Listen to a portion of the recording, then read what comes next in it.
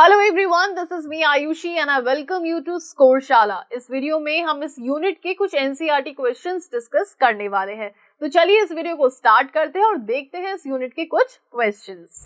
ये unit term 2 के point of view से बड़ी ही इंपॉर्टेंट है। ये पूरी की पूरी यूनिट क्या है, थ्योरेटिकल है। तो इसमें हमारे पास में जो क्वेश्चंस यहाँ पे निकल के आ सकते हैं उनकी प्रोबेबिलिटी काफी ज्यादा है, राइट। सो हमने जैसे जैसे सारे ही चैप्टर्स करे हैं, सबसे पहले हमने उनके कॉन्सेप्ट समझे हैं। अगर किसी चैप्टर में न्यूमेरिकल पोर्शन है तो हमने उसका न्यूमेरिकल पोर्शन किया है।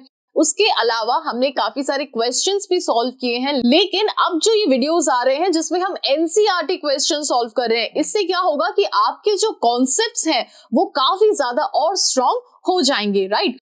जैसे कि हमने बात करी कि ये यूनिट 4 जो है ये पूरी की पूरी थ्योरेटिकल है, राइट। जो क्वेश्चन इसमें से आपके लिए निकल के आएंगे, इस यूनिट में से जो क्वेश्चंस निकल के आएंगे उनको आपको काफी ज्यादा स्ट्रॉन्ग करना है। इससे पहले हमने जो वीडियोस करे हैं उसमें हमने सारे ही चैप्टर्स को फॉलो किया है जो भी टर्म 2 में आ रहे हैं। सारे ही चैप्टर्स के एनसीईआरटी क्वेश्चंस हमने सॉल्व किए हैं और हमने ये भी देखा है कि कैसे हमारे एग्जाम में क्वेश्चन आ सकते हैं, राइट। सबसे पहले जब हमने यूनिट 1 की थी, यूनिट 2 करी थी जिसमें भी हमारा प्रैक्टिकल पोर्शन था, उसको भी हमने अच्छे से समझा। कॉन्सेप्ट्स में हमने बहुत अच्छे से खेला है। उसी के साथ में क्वेश्चंस कैसे पुट हो सकते हैं ये भी हमने बहुत अच्छे से देखा है, राइट। इस यूनिट में जितने भी क्वेश्चंस हैं वो हम देखने वाले हैं। आपके एग्जाम पॉइंट ऑफ व्यू से कौन से क्वेश्चन इंपॉर्टेंट है, कौन से क्वेश्चन आपके एग्जाम में आ सकते हैं, ये भी हम यहाँ पे डिस्कस करने वाले हैं, राइट। आज का जो हमारा पहला क्वेश्चन है that is right the observation suggesting improvement in health facilities in India after independence. अब इंडिपेंडेंस की बात करी थी हमने इस यूनिट में। आफ्टर इंडिपेंडेंस कैसे 3 कंट्री जिनकी हमने इस यूनिट में बात करी थी which was China, India and Pakistan, इन तीनों ही कंट्री ने कैसी अपनी इकोनॉमी को ग्रो किया इंडिपेंडेंस के बाद में, इसकी हमने इस यूनिट में बात करी थी।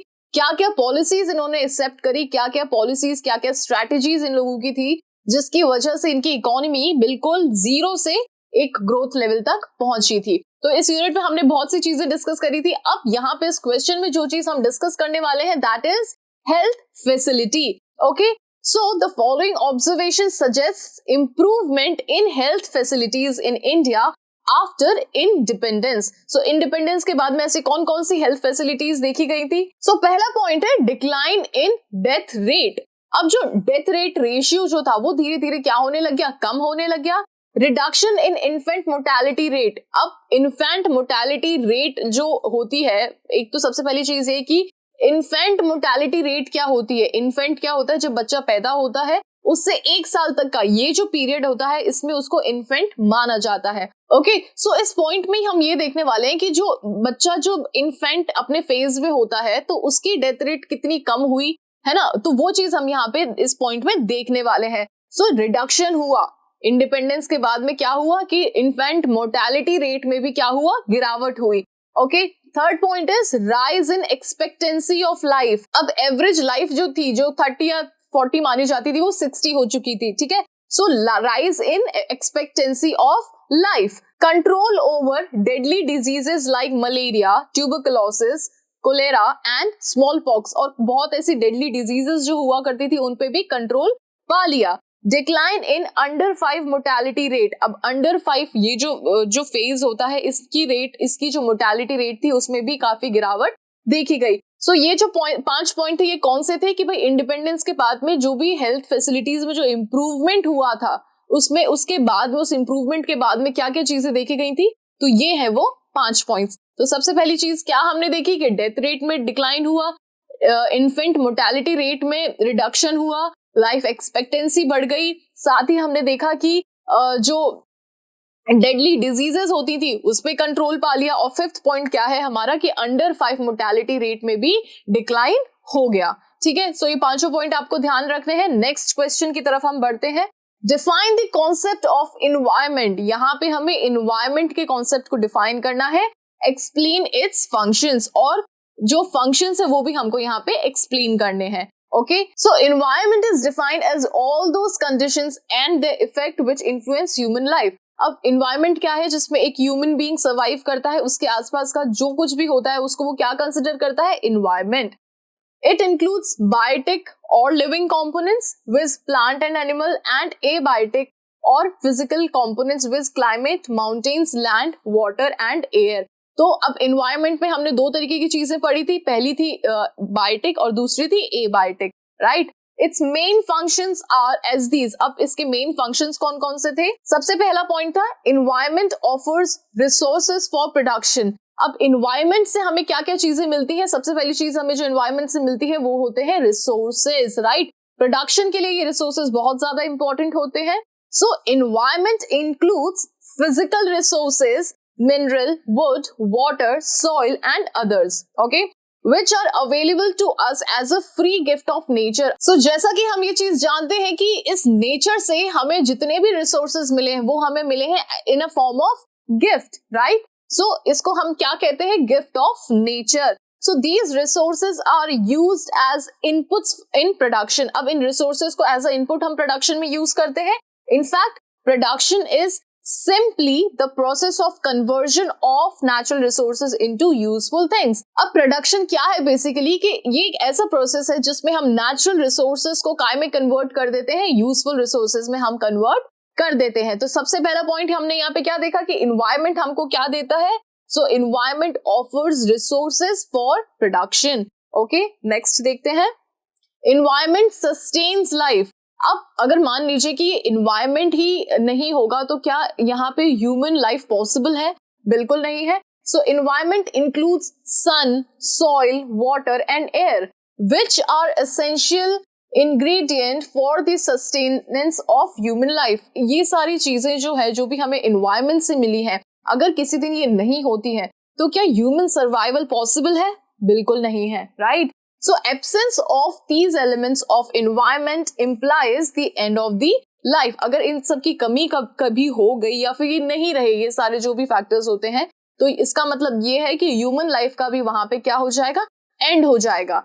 Third point is environment assimilates waste. अब environment क्या होता है कि इस environment में बहुत सारा waste क्रिएट होता है क्योंकि ह्यूमंस बीइंग इतने हैं, पॉपुलेशन इतनी है. अब ऐसे बहुत तरीके के वेस्ट होते हैं जो कि environment खुद अपने आप में इसको assimilate कर लेता है. Okay, so production and consumption activities generate waste. ये हमें पता है, प्रोडक्शन और कंजम्पशन जो भी एक्टिविटीज होती है उससे क्या जनरेट होता है, वेस्ट जनरेट होता है. These occur mostly in the form of garbage. अब ये कचरे के फॉर्म में अकर होता है. Environment absorb it. अब इन्वायरमेंट का काम क्या होता है कि इन्वायरमेंट जो भी ऐसा गार्बेज वो एब्जॉर्ब कर सकता है, तो इन्वायरमेंट उस गार्बेज को एब्जॉर्ब कर लेता है. Okay, next point is environment enhance quality of life. अब इस इन्वायरमेंट से क्या होगा कि क्वालिटी ऑफ लाइफ जो है वो भी इनहेंस होगी. कैसे? सो हमारे पास में, हमारे एनवायरनमेंट में हमें पता है कि इतनी सारी चीजें हैं देखने लायक, रिवर्स हैं, माउंटेन्स हैं, डिजर्ट हैं, राइट? सो ये सब चीजें क्या होती हैं कि अगर आदमी यहाँ इन सब चीजों को देखता है तो उसकी क्वालिटी ऑफ लाइफ काफी अच्छी हो जाती है, right? So surroundings include rivers, oceans, mountains, deserts. Man enjoys these surrounding. अब आदमी इन सभी चीजों को enjoy करता है, right? Adding to the quality of his life. जिससे क्या होता है, उसकी जो quality of life है, उसकी life की जो quality है वो काफी ज्यादा enhance हो जाती है. Okay? नेक्स्ट क्वेश्चन है हमारा, explain the principle cause of environmental degradation. अब एनवायरमेंट क्या होता है, उसके फंक्शंस क्या होते हैं, ये हम डिस्कस कर चुके हैं. इस क्वेश्चन में हम डिस्कस करने वाले हैं एनवायरमेंटल डिग्रेडेशन के causes. Okay, so principal cause of environmental degradation are as unders. अब कौन कौन से कॉजेज हैं? Population explosion. अब जैसे जैसे पॉपुलेशन बढ़ रही है उससे क्या हो रहा है कि एनवायरमेंट भी हमारा डिग्रेड हो रहा है, क्योंकि उस पॉपुलेशन की डिमांड को फुलफिल करने के लिए प्रोडक्शन भी उतना ज्यादा हो रहा है. अब प्रोडक्शन को करने के लिए, प्रोडक्शन प्रोसेस को इनिशिएट करने के लिए हमको और ज्यादा रिसोर्सेज की जरूरत पड़ने वाली है. सो जितने ज्यादा रिसोर्सेज यूज हो रहे हैं तो इन अ वे रिसोर्सेज क्या हो रहे हैं, एक्सप्लॉइट हो रहे हैं, और वो कहीं ना कहीं हमारे एनवायरमेंट का पार्ट है. सो जैसे जैसे इन्वायरमेंट में जो पॉपुलेशन बढ़ रही है तो उसका इम्पैक्ट क्या पड़ रहा है कि भाई हमारा जो इन्वायरमेंट है वो इन अ वे डिग्रेड हो रहा है, right? So pressure of population on land has tremendously increased and consequently land has been ruthlessly exploited. अब जैसे जैसे पॉपुलेशन बढ़ रही है वैसे वैसे लोगों को रहने की जगह चाहिए, लैंड चाहिए. अब लैंड जैसे जैसे लोगों को ज्यादा चाहिए तो उसका जो परिणाम है वो क्या है कि लैंड की कमी हो गई है, लैंड की जो क्वालिटी है वो बिल्कुल खराब हो चुकी है. It has caused substantial conversion of forest land into industrial and residential building. अब जिसकी वजह से क्या है कि भाई लैंड की कमी हो गई है तो जो फॉरेस्ट हैं वो कन्वर्ट किए जा रहे हैं रेजिडेंशियल एरियाज में. सारे फॉरेस्ट को हटाया जा रहा है, रेजिडेंशियल और इंडस्ट्रियल एरियाज में उसको कन्वर्ट किया जा रहा है. Right. Second point is wide spread poverty. अब यहाँ पे क्योंकि पॉपुलेशन इतनी ज्यादा बढ़ गई है तो गरीबी भी क्या हो गई है, बहुत ज्यादा बढ़ गई है. अब क्योंकि गरीबी बढ़ गई है तो लोगों को अपना लाइफ चलाने के लिए, अपनी सर्वाइवल के लिए उनको हर छोटे वो काम करने पड़ते हैं. तो काफी बार ऐसा होता है, गांव में हम अक्सर देखते हैं, रूरल एरियाज में हमने ये चीज देखी है कि लोग अपना घर चलाने के लिए लकड़ियां काट के लकड़ियां बेचते हैं. तो इन अ वे क्या हो रहा है कि इसका इफेक्ट जो है वो हमारे एनवायरमेंट पे पड़ रहा है. Right. So as a large section of poor people cut trees for fuel, या तो वो फ्यूल के तौर पे पेड़ काट रहे हैं, okay, wood which they sell to earn their livelihood. अब या तो वो फ्यूल के तौर पे पेड़ काट रहे हैं, फ्यूल के लिए, अपने घरों में फ्यूल के लिए वो पेड़ काट रहे हैं, या फिर उसको बेच के अपनी जीवन जो यापन करना है उसके लिए वो पेड़ों को काट रहे हैं. ओके.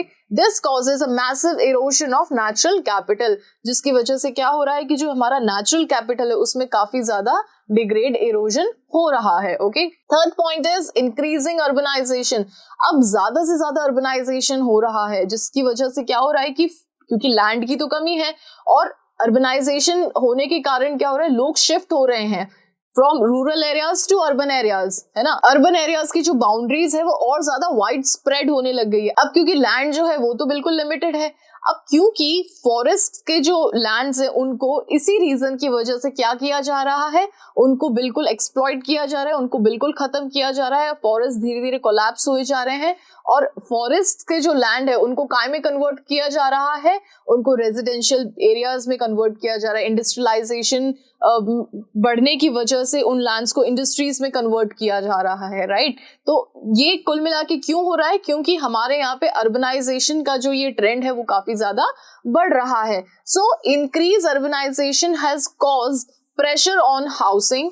अब क्योंकि लोग गांव छोड़ के शहरों में बसने लगे हैं तो लोगों को जगह भी चाहिए, घर भी चाहिए, तो हाउसिंग के लिए and other civic amenities. It has resulted in increasing demand for land and excessive exploitation of other natural resources. अब लैंड की तो जरूरत है ही है, साथ ही में जो नेचुरल रिसोर्सेज है वो भी काफी ज्यादा एक्सप्लॉइट होने लग गए हैं. Right. Next is increasing use of insecticides, pesticides and chemical fertilisers. अब वहीं हम एग्रीकल्चर साइड देखें तो अच्छी क्रॉप के लिए, अच्छी यील्ड के लिए ज्यादा से ज्यादा फार्मर्स क्या यूज करते हैं, इंसेक्टिसाइड्स यूज करते हैं, पेस्टिसाइड्स यूज करते हैं, ओके, फर्टिलाइजर्स यूज करते हैं. सो ये सारी केमिकल्स जैसे जैसे यूज हो रहे हैं तो उससे क्या हो रहा है कि हमारी जो लैंड की क्वालिटी है वो काफी ज्यादा उस पर इफेक्ट पड़ रहा है. ओके. और सिर्फ इतना ही नहीं, इन्वायरमेंट में पॉल्यूशन भी काफी ज्यादा इस वजह से क्रिएट हो रहा है. Okay. Also added to environmental pollution. Next point is rapid industrialization. So rapid industrialization has also contributed to air, water and noise pollution. अब जैसे जैसे इंडस्ट्रीज बढ़ रही है, इंडस्ट्रियलाइजेशन बढ़ रहा है, वैसे ही पोल्यूशन भी बढ़ रहा है, चाहे फिर वो एयर पोल्यूशन हो, वाटर पोल्यूशन हो या फिर नॉइज पोल्यूशन हो. Okay. Industrial smoke is a serious pollutant. अब इंडस्ट्रियल स्मोक को काफी सीरियस पॉल्यूटेंट माना गया है. Next point is multiplicity of transport vehicle. अब एक घर में 4-4 गाड़ियां हो रही हैं, है ना, एक घर में 4-4 गाड़ियां हो रही हैं जिसकी वजह से क्या हो रहा है कि एनवायरनमेंट में पोल्यूशन काफी ज्यादा क्रिएट हो रहा है. So multiplicity of transport vehicle has subsequently increased noise and air pollution, जिसकी वजह से क्या हो रहा है, सब्सटेंशियली इंक्रीज हो रहा है काय में, नॉइस में और एयर पोल्यूशन में काफी ज्यादा इंक्रीज हो रहा है. ओके. सो ये सारे पॉइंट्स आपको ध्यान में रखने हैं. अगर आपके एनवायरनमेंट डिग्रेडेशन का कहीं पे भी क्वेश्चन में जिक्र होता है, आपसे पूछा जाता है कॉजेस, तो आपको ये सारे पॉइंट्स वहां पे ध्यान में रखने हैं. Okay. Next question is strategies हमको यहाँ पे बतानी है सस्टेनेबल डेवलपमेंट की. Okay. So explain the strategies for sustainable development. So the main strategies for sustainable development are as under. अब सस्टेनेबल डेवलपमेंट क्या होता है कि भाई हमारे जितने भी रिसोर्सेज हैं वो तो हम आज के लिए यूज करें, उन्हें एफिशिएंटली आज यूज करें, हमारी सारे जितनी भी हमारी जरूरतें हैं उनको पूरा करने के लिए। साथ ही में हमारी जो अपकमिंग जो हमारी जनरेशन है, जो फ्यूचर जनरेशन है, उनके लिए भी उस रिसोर्सेस को हम बचा के रखें, राइट। तो अगर हम इस तरीके से चलेंगे, मतलब बिल्कुल स्ट्रैटेजी वाइज अगर हम चलेंगे कि भाई हमारी आज की जितनी भी रिक्वायरमेंट्स हैं हम उन्हें भी फुलफिल कर लें और हमारी जो अपकमिंग जो भी जनरेशन होगी उनके लिए भी इन रिसोर्सेस को रखें, तो इस स्ट्रैटेजी को यहाँ पे क्या नाम दिया है? Sustainable development. ओके, अब इस स्ट्रैटेजी में क्या क्या चीजें इंक्लूड है, यानी कि सस्टेनेबल डेवलपमेंट में क्या क्या चीजें इंक्लूड है वो हम देखते हैं। सो इनपुट एफिशिएंट टेक्नोलॉजी, सबसे पहला पॉइंट है input efficient technology. We are to devise such production technologies which are input efficient, it means output is maximised. अब हमें ऐसी टेक्नोलॉजी यूज करनी है जिससे क्या हो कि भाई इनपुट जो नेचुरल इनपुट है, नेचुरल रिसोर्सेज जो इनपुट है वो कम लगे, लेकिन साथ ही में जो उसका आउटपुट है वो मैक्सिमम हमें मिले। Okay, this will moderate the stress on resources endowment. अब इससे क्या होगा कि जो रिसोर्सेज पे जो प्रेशर है वो कम हो जाएगा, okay, per unit of input. Next point is use of environmental friendly sources of energy. अब एनवायरमेंट फ्रेंडली जो सोर्सेज ऑफ एनर्जी हैं हम उन्हें ज्यादा से ज्यादा यूज करने चाहिए। कैसे? जैसे सीएनजी हो गया। Okay, so the use of LPG and CNG must be encouraged in place of petrol and diesel. Petrol और डीजल की बजाय सीएनजी और एलपीजी को ज्यादा एनकरेज करना चाहिए, which emit huge amount of carbon dioxide adding to the impact on greenhouse gases। जिसकी वजह से क्या होता है भाई, ज्यादा से ज्यादा पेट्रोल और डीजल यूज होता है, जिसकी वजह से क्या होता है कि हमारे एनवायरमेंट में उसका बहुत ही नेगेटिव इम्पैक्ट पड़ता है। कैसे? कि भाई सबसे पहली चीज तो उससे पोल्यूशन बहुत होता है, इनफैक्ट ग्रीन हाउस गैसेस पे भी उसका काफी ज्यादा हार्मफुल इफेक्ट पड़ता है। Okay, so people in rural areas should be discouraged from using wood as a fuel. और जो रूरल एरियाज में जो लोग रहते हैं उनको फ्यूल यूज करने में काफी ज्यादा डिस्करेज करना चाहिए। इसलिए सरकार ने क्या किया है कि भाई जो सिलेंडर्स है उन पे सब्सिडी लगा रखी है ताकि हर घर में सिलेंडर उनको मिले, लकड़ियों का कम इस्तेमाल हो, एनवायरमेंट में पोल्यूशन थोड़ा सा कम हो।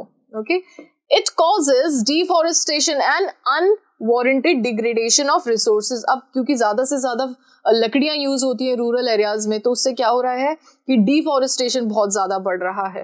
Okay, instead gobar gas plants may be developed as the source of domestic fuel.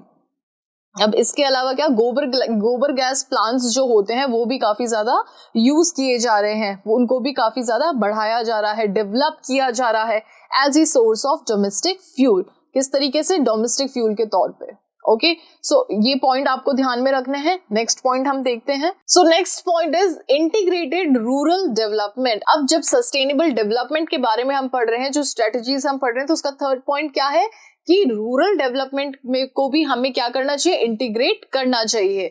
So integration rural development must be given a high priority in programmes of state planning. अब किसी भी स्टेट में rural areas जो है उनको भी priority देना चाहिए, इनमें भी काफी सारे ऐसे प्रोग्राम्स बनने चाहिए जिसकी वजह से क्या हो कि जो रूरल एरियाज है वो भी डेवलप हो सके।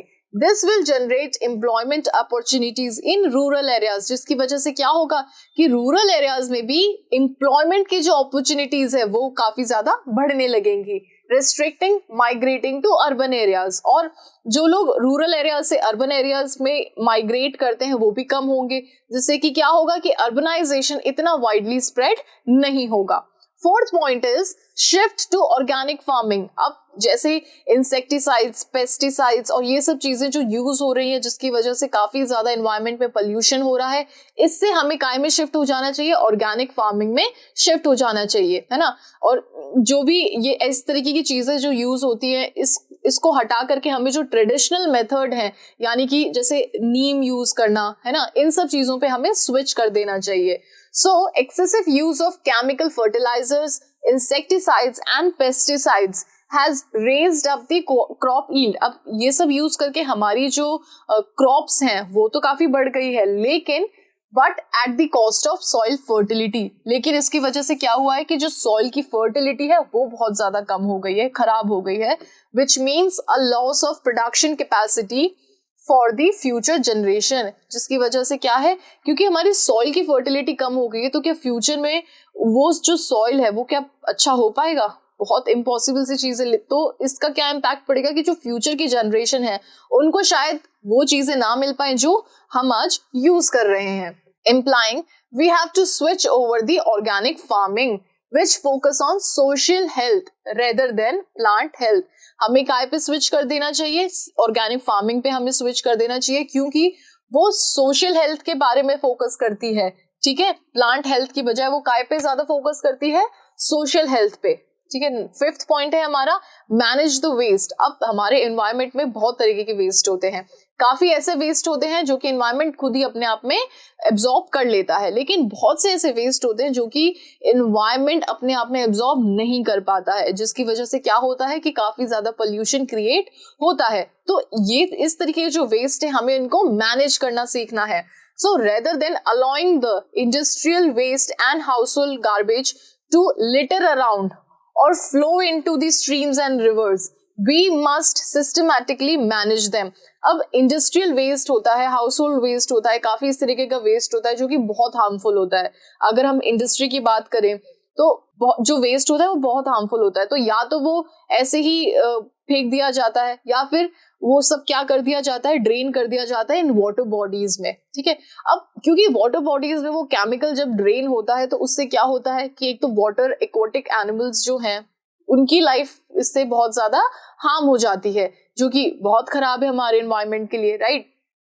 तो इसकी जगह हमें क्या करना चाहिए कि सिस्टमैटिकली मैनेज करना चाहिए उस वेस्ट को। Household waste can be recycled into compost. अब कैसे मैनेज करेंगे कि जो हाउसहोल्ड वेस्ट है उसको हम कंपोस्ट बना सकते हैं एंड यूज एज मैन्योर, और उसको खाद की तरह यूज कर सकते हैं ऑर्गेनिक फार्मिंग में। ओके, सिक्स्थ पॉइंट है हमारा पब्लिक मीन्स ऑफ ट्रांसपोर्ट, कि भाई एक घर में जब 3-3 4-4 गाड़ियां हैं उसकी जगह लोग ज्यादा से ज्यादा क्या यूज करें? पब्लिक ट्रांसपोर्ट को यूज करें। Okay, so use of public means of transport which are rapid, comfortable and economical. तो लोग जब ज्यादा से ज्यादा पब्लिक ट्रांसपोर्ट यूज करने लगेंगे तो उससे क्या होगा कि एनवायरनमेंट में जो व्हीकल पोल्यूशन है वो काफी कम हो जाएगा। Okay, so use of public means of transport which are rapid, comfortable and economical will cut the private vehicular traffic in and around the metro cities. Accordingly, environmental pollution, air and noise pollution will be curbed, reduced। और इसी के साथ में क्या होगा कि सबसे पहली चीज ट्रैफिक कम हो जाएगा मेट्रो सिटीज में, और साथ ही में जो पोल्यूशन है वो भी कहीं ना कहीं रिड्यूस हो जाएगा। सो ये सारे पॉइंट्स जो हैं जो कि हमारी सस्टेनेबल डेवलपमेंट की जो स्ट्रैटेजीज हैं, ये सस्टेनेबल डेवलपमेंट का क्वेश्चन आपके एग्जाम में आने की प्रोबेबिलिटी बहुत ज्यादा है, तो इन पॉइंट्स को काफी अच्छे से आप याद कीजिएगा। सस्टेनेबल डेवलपमेंट में जितनी भी चीजें होती हैं उन सभी चीजों को काफी अच्छे से आप ध्यान में रखिएगा। नेक्स्ट क्वेश्चन की तरफ हम बढ़ते हैं। Explain the difference among the concept of economic growth, economic development and sustainable development. अब इन तीनों ही चीजों को हमको कॉन्सेप्ट बताना है, economic growth, economic development and sustainable development. So एक ही क्वेश्चन में हम तीनों चीजें कवर करने वाले हैं। आपके एग्जाम में हो सकता है कि एक एक करके ये चीजें आपसे पूछी जाए, कि मान लीजिए एक क्वेश्चन में आपसे सस्टेनेबल डेवलपमेंट के बारे में पूछ लिया, एक क्वेश्चन में आपसे इकोनॉमिक ग्रोथ के बारे में पूछ लिया, या फिर डिफरेंस के तौर पे आपसे पूछ लिया। तो इन सारे कॉन्सेप्ट्स को आपको बहुत अच्छे से ध्यान में रखना है। सो यहाँ पे अपन देख सकते हैं कि ये तो इकोनॉमिक ग्रोथ है, ये इकोनॉमिक डेवलपमेंट है, और ये है सस्टेनेबल डेवलपमेंट। सबसे पहले हम बात करते हैं इकोनॉमिक ग्रोथ की। So it refers to the long term increase in real per capita income. अब ग्रोथ का क्या मतलब है? इकोनॉमिक ग्रोथ की जब हम बात करते हैं तो ग्रोथ का क्या मतलब है कि भाई पर कैपिटा इनकम जो है किसी भी एरिया में, जो पर कैपिटा इनकम है वो लॉन्ग टर्म तक बढ़ती हुई हो, है ना। Increase in long term real per capita income. This concept is generally used with reference to developed economies। अब इकोनॉमिक ग्रोथ ज्यादा कहाँ पे यूज किया जाता है? डेवलप्ड इकोनॉमीज में यूज किया जाता है instead of developing. Developed economies में इकोनॉमिक ग्रोथ का कॉन्सेप्ट यूज किया जाता है। It ignores distribution of income. अब यहाँ पे जो डिस्ट्रीब्यूशन ऑफ इनकम है उसको इग्नोर किया जाता है. It ignores protection of environment. अब यहाँ पे प्रोटेक्शन ऑफ एनवायरमेंट को भी इग्नोर किया जाता है. It does not account for the exploitation of natural capital. अब नेचुरल रिसोर्सेज का जो भी एक्सप्लॉयटेशन होता है उसको यहाँ पे उसका कोई लेना देना नहीं है. It does not account for structural, technical and institutional changes in the economy. अब किसी इकोनॉमी में कोई भी स्ट्रक्चरल, टेक्निकल या इंस्टीट्यूशनल अगर कोई चेंज हो रहा है तो उसका भी इससे कोई लेने देना नहीं है. सिर्फ ये किस पे ज्यादा फोकस करता है? It refers to long term increase in per capita income. Okay, सो ये हमने बात करी थी इकोनॉमिक ग्रोथ की. अब हम शिफ्ट करते हैं towards economic development. So it refers to long term increase in real per capita income and economic welfare. अब जब डेवलपमेंट की बात होती है तो हम रियल पर कैपिटा के साथ साथ में किस चीज को और कंसिडर करते हैं? इकोनॉमिक वेलफेयर को भी हम इसमें कंसिडर करते हैं. It is generally used in the context of under developed economies. अब इकोनॉमिक डेवलपमेंट कौन सी इकोनॉमीज में? जो अंडर डेवलप्ड इकोनॉमीज जो होती हैं उसमें इन चीजों को यूज किया जाता है. It does not ignore distribution of income. अब इसमें डिस्ट्रीब्यूशन ऑफ इनकम को इग्नोर नहीं किया जाता. It lays no special emphasises on environmental protection. अब एनवायरमेंटल प्रोटेक्शन पे भी ज्यादा एम्फेसाइज इसमें नहीं दिया जाता है. It does not account for the exploitation of natural capital. Natural resources के exploitation का भी इसमें कोई लेना देना नहीं है. Lays special stress on the structural, technical and institutional change in the economy. अब किसी भी इकोनॉमी में जब स्ट्रक्चरल, टेक्निकल, इंस्टीट्यूशनल चेंज जो होता है वो ही डेवलपमेंट कहलाता है. भाई किसी भी इकोनॉमी का डेवलपमेंट आप इन्हीं चीजों से तो देखोगे. तो इकोनॉमी कितनी डेवलप है, कैसे डेवलप हो रही है, इन सब चीजों में ये सारी चीजें जो कि structural, technical and institutional changes जो हैं वो काफी ज्यादा यहाँ पे मायने रखते हैं. राइट, सो यहाँ पे ये जो पॉइंट्स हैं सारे ये काफी ज्यादा मायने रखते हैं इस economy which is economic development. अब हम बात करते हैं सस्टेनेबल डेवलपमेंट की. तो सस्टेनेबल डेवलपमेंट के बारे में जस्ट अभी हमने पढ़ा था पिछले क्वेश्चन में. It refers to increase in real per capita income and economic welfare of both the present and the future generation. दोनों ही चीजें यहाँ पे देखी गई हैं और यहाँ पे इस चीज पे भी एम्फसाइज किया है कि प्रेजेंट के साथ साथ में फ्यूचर जो जनरेशन है उसका भी यहाँ पे ध्यान रखा गया है. Okay, it is used for both developed and under developed economies. अब सस्टेनेबल डेवलपमेंट एक ओवरऑल कॉन्सेप्ट है तो ये डेवलप्ड और अंडर डेवलप्ड दोनों ही इकोनॉमीज में काम में लिया जाता है. It does not ignore the distribution of income. अब डिस्ट्रीब्यूशन ऑफ इनकम वाली जब बात आती है तो ये इसको इग्नोर नहीं करता है. It lays special emphasise on environmental protection. अब एनवायरमेंटल प्रोटेक्शन पे इसका काफी ज्यादा जोर होता है. It emphasise rational utilisation of natural capital. अब नेचुरल रिसोर्सेज का पूरी तरीके से यूज नहीं करके रैशनल यानी कि जहां पे जितनी जरूरत है, जितना एफिशिएंटली जहां पे जो रिसोर्स यूज किया जा रहा है वहां पे इस पे काफी ज्यादा फोकस किया गया है. Okay, to safeguard the interest of future generation. कि भाई फ्यूचर की जनरेशन के लिए भी रिसोर्सेज को हमको सेव करके रखना है, इसलिए ये नेचुरल रिसोर्स को काफी रैशनली यूज करते हैं.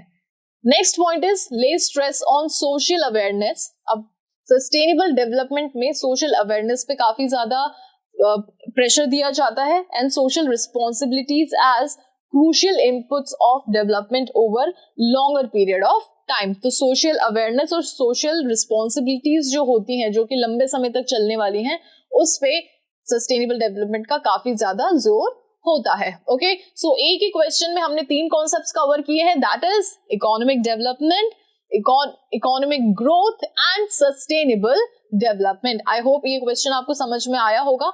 आगे बढ़ते हैं नेक्स्ट क्वेश्चन की तरफ. हमारा नेक्स्ट क्वेश्चन की तरफ हम देखते हैं, why calorie based norm is not adequate to identify the poor. अब पुअर को गरीबों को हम आइडेंटिफाई करने के लिए हम कैलोरी बेस्ड नॉर्म क्यों नहीं यूज करते हैं? तो इसका सबसे बड़ा रीजन क्या है कि भाई क्योंकि अब पुअर भी कैटेगरी वाइज होते हैं, कोई कम पुअर होता है, कोई बहुत गरीब होता है, कोई थोड़ा कम गरीब होता है. अब अगर सबको एक ही कैटेगरी में हम जब रखेंगे तो उससे क्या होगा कि जो बहुत ज्यादा गरीब है, जिनको हेल्प की सबसे ज्यादा जरूरत है, तो हो सकता है उनको हेल्प ना मिल पाए. इस वजह से क्या होता है कि हम कैलोरी नॉर्म के बेस में उनको नहीं रखते हैं. ठीक है, So a major problem with the calorie based norm is that it groups all the poor together. सारे poor को वो एक ही ग्रुप में यहाँ पे कंसिडर करते हैं and does not differentiate between the very poor and the other poor. मतलब सबसे ज्यादा गरीब और जो नॉर्मल गरीब होते हैं उनमें वो कोई भी डिफरेंशिएट नहीं कर पाता है.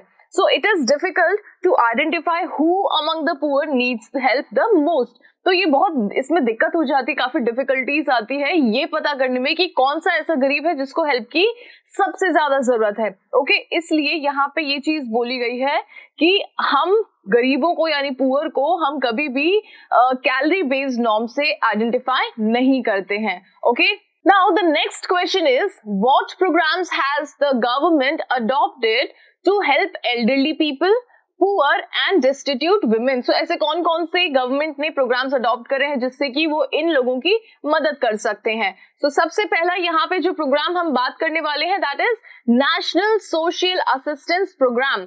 Okay, this is a scheme. ये एक ऐसी स्कीम है initiated by the central government. ये एक ऐसी स्कीम है जो कि सेंट्रल गवर्नमेंट के द्वारा इनिशिएट करी गई है, ऑफरिंग सोशल असिस्टेंस. अब इस स्कीम के अंदर क्या होता है कि ये सोशल असिस्टेंट यानी कि सोशली हेल्प करती है ये, ठीक है, एल्डरली पीपल को, जो कि बूढ़े लोग हैं उनको, गरीबों को, डिस्टिट्यूट वुमेन को, in the form of monthly pension. कैसे कि भाई जो विडोज होती हैं, जो कि पीड़ित औरतें होती हैं, जो गरीब लोग होते हैं, जो बूढ़े बुजुर्ग होते हैं, उनको मंथली पेंशन दे करके ये जो स्कीम है, ये जो प्रोग्राम है, ये हेल्प करता है. Okay, so widows are also covered under this scheme. Widows को भी इस स्कीम के अंडर में लिया जाता है. ओके, सो कौन सी स्कीम है? National social assistance programme. Okay, next देखते हैं. Is there any relationship between unemployment and poverty? अब एक चीज बताओ, क्या गरीबी और बेरोजगारी में कोई रिलेशनशिप है? So of course है भाई. अब अगर गरीबी किस चीज से बढ़ रही है? क्योंकि लोगों के पास में रोजगार नहीं है. अगर लोगों के पास में एम्प्लॉयमेंट होगा, रोजगार होगा, तो हो सकता है कि उनकी जो गरीबी है वो कहीं ना कहीं कम हो सके, है ना. तो रिलेशनशिप इन दोनों के बीच में तो ऑफ कोर्स है. So unemployment and poverty are positively related. Positively related का मतलब है कि भाई जितना ज्यादा अनएम्प्लॉयमेंट बढ़ेगा इकोनॉमी में, उतनी ज्यादा गरीबी भी बढ़ेगी हमारी इकोनॉमी में, right. In fact one is the reflection of the other. एक का रिफ्लेक्शन क्या है? दूसरा है कि भाई जो बेरोजगार है वो गरीब कहीं ना कहीं है. So unemployed person live in poverty as they do not have any source of income. जो बेरोजगार लोग हैं वो अपनी पूरा जीवन गरीबी में क्यों बिता देते हैं? क्योंकि उनके पास में इनकम का कोई भी सोर्स नहीं है. In fact poverty of the unemployed person breeds itself. इसका मतलब क्या है कि जो गरीबी है, बेरोजगार इंसान की जो गरीबी है वो अपने आप में मल्टीप्लाई होती रहती है, यानी कि अपने आप में पूरे जीवन को गूंथती रहती है, right. So, because owing to their poverty, they raise loans at higher interest rates. अब वो अपनी गरीबी को देखते हुए वो लोग क्या करते हैं, जो गरीब लोग होते हैं वो लोन ले लेते हैं. अब उनको जिस भी रेट पर लोन मिलता है वो उस रेट पे लोन ले लेते हैं. जब उनको हाई रेट्स पे करने पड़ती है तब उनको पता लगता है कि भाई वो कितना इस ट्रैप में फंसते जा रहे हैं. And owing to their inability to repay loans, they pushed them into a vicious circle. अब क्योंकि उन्होंने लोन ले लिया हाई रेट पे, हाई रेट ऑफ इंटरेस्ट पे, अब वो रीपे उसको नहीं कर पाएंगे, तो वो अपने आप एक किसमें जाल में फंसते जाएंगे. Okay, poverty thus breeds itself, यानी कि पॉवर्टी अपने आप को अपने आप में ही ज्यादा बढ़ाती है. Lack of employment further accentuate this cycle. अब लैक ऑफ एम्प्लॉयमेंट यानी कि बेरोजगारी अपने आप में ही ये जो सर्कल है उसको और ज्यादा विशियस और ज्यादा उसको डिफिकल्ट बना देती है. तो अब अगर आपके सामने ये क्वेश्चन आता है कि क्या अनएम्प्लॉयमेंट और पॉवर्टी में क्या कोई रिलेशनशिप है, तो ऑफ कोर्स इन दोनों का जो रिलेशनशिप है वो बिल्कुल पॉजिटिवली इनका रिलेशनशिप है. ठीक है, एक बढ़ता है तो दूसरा ऑब्वियसली बढ़ेगा ही. ओके, नेक्स्ट क्वेश्चन की तरफ देखते हैं. Illustrate the difference between rural and urban poverty. अब यहाँ पे अपन को रूरल और अर्बन पॉवर्टी के बारे में बताना है. It is correct to say that poverty has shifted from rural to urban areas. अब रूरल एरिया से अर्बन एरियाज में पॉवर्टी शिफ्ट हो चुकी है. कैसे? Use the trend in poverty ratio two support your answer. अब यहाँ पे अपन को पॉवर्टी रेशियो अपन को यूज करके बताना है कि कैसे रूरल और अर्बन जो पॉवर्टी है वो कैसे डिफरेंशिएट, क्या इनमें डिफरेंस है और कैसे रूरल एरिया से अर्बन एरियाज में पॉवर्टी शिफ्ट हो चुकी है. ओके, सो बहुत ही अच्छा क्वेश्चन है, देखते हैं इसका आंसर. रूरल पुअर या फिर rural poverty includes landless agricultural workers, marginal holders and tenants at will. On the other hand, urban poor or urban poverty include migrants from the rural areas in search of employment, casual factory workers and self-employed serving largely as street vendors. अब यहाँ पे आपको सबसे पहली चीज ये बताया है कि रूरल और अर्बन दोनों पॉवर्टी कैसे अपने आप में डिफरेंट है. तो जब हम रूरल की बात करते हैं तो यहाँ पे ये बताया गया है कि रूरल पॉवर्टी क्या है, कौन लोग उसमें शामिल होते हैं, जो कि जिनके पास में किसी के पास में जमीन नहीं है वो इसमें शामिल हो जाएगा, जो किसी से लोन लिए हुए हैं वो लोग इसमें शामिल हो जाएंगे, जो किराएदार हैं किसी विल के, है ना, किसी विल के टेनेंट्स हैं, मतलब उनको कभी ना कभी उस चीज का किराया भरना है, वो लोग इसमें शामिल हो जाएंगे. वहीं जब हम अर्बन एरियाज की बात करते हैं तो यहाँ पे जैसे रूरल एरियाज से जो अर्बन एरियाज में जो माइग्रेट कर जाते हैं भाई रोजगार के चक्कर में कि भाई उनको वहां जाके एम्प्लॉयमेंट मिलेगा, अब वहां जाके भी उनको एम्प्लॉयमेंट नहीं मिला, उन्होंने अपना घर भी छोड़ दिया, तो उससे क्या होगा कि भाई रूरल एरियाज से अर्बन एरियाज में गरीबी शिफ्ट हो गई. दूसरी चीज यहाँ पे ये बताई गई है कि कैजुअल फैक्ट्री वर्कर्स जो होते हैं, जो फैक्ट्रियों में काम करते हैं तिहाड़ी पे, वो लोग हो गए. Self employed serving largely at street vendors, अब जो स्ट्रीट पे जो ठेले लेके चलते हैं वो गरीब हो गए. तो हम ये चीज देख सकते हैं कि भाई रूरल एरियाज में किस तरीके की गरीबी देखी जाती है और अर्बन एरियाज में किस टाइप की गरीबी देखी जाती है. Okay, urban poor are largely the spill over of the rural poor. अब अर्बन एरियाज में जो पुअर रेट है वो बहुत ज्यादा है in comparison to rural areas. Migrating to urban areas in search of job. अब ये क्यों है? क्योंकि काफी बार ये चीज देखी जाती है कि गांव से लोग शहर की तरफ बढ़ते हैं काम के चक्कर में, है ना, कि भाई उन्हें काम मिलेगा. भाई गांव में काम नहीं, अपॉर्चुनिटीज नहीं है, तो वो सोचते हैं कि भाई हम शहर जाते हैं, शहर जाके कोई ना कोई छोटी मोटी नौकरी कर लेंगे. अब शहर में भी इतना कंपटीशन है कि उनको नौकरी नहीं मिल पाती है, जिसकी वजह से क्या होता है कि भाई वो बेरोजगार रह जाते हैं और उनकी जो गरीबी है वो बढ़ जाती है. Yes, to the large extent, poverty has shifted from rural to urban areas. People tend to migrate from rural areas to urban areas in search of job. ठीक है, ये चीज हमने डिस्कस करी है. But not finding jobs beyond the subsistence, they only add to the percentage of BPL, below poverty line. अब उनको अपने subsistence level, जो कि उनको बेसिक उनकी जो नीड्स है उससे ज्यादा उनकी इनकम नहीं होती है, तो वो जो subsistence level है उनका, वो उनको कहीं ना कहीं कहाँ लाके रोक देता है? बिलो पोवर्टी लाइन पे उनको लाके रोक देता है. Okay, population in urban areas. अब यहाँ पे एक टेबल दे रखी है, उस टेबल के थ्रू हम देखने वाले हैं कि रूरल एरियाज और अर्बन एरियाज की जो पॉवर्टी है उसका रेशियो क्या है. सो ये हमारी टेबल है, ये रूरल एरिया का कॉलम है, ये अर्बन एरियाज का है. अब यहाँ पे आप ईयर वाइज देखो कि भाई 1972 से 73 स्टार्ट हो रहा है और यहाँ पे 2011-12 का रेशियो भी आपको यहाँ पे दिया हुआ है. ओके, सो टोटल भी दे रखा है यहाँ पे. जैसे 1972-73 में जो total number of poor people थे वो कितने थे? 52.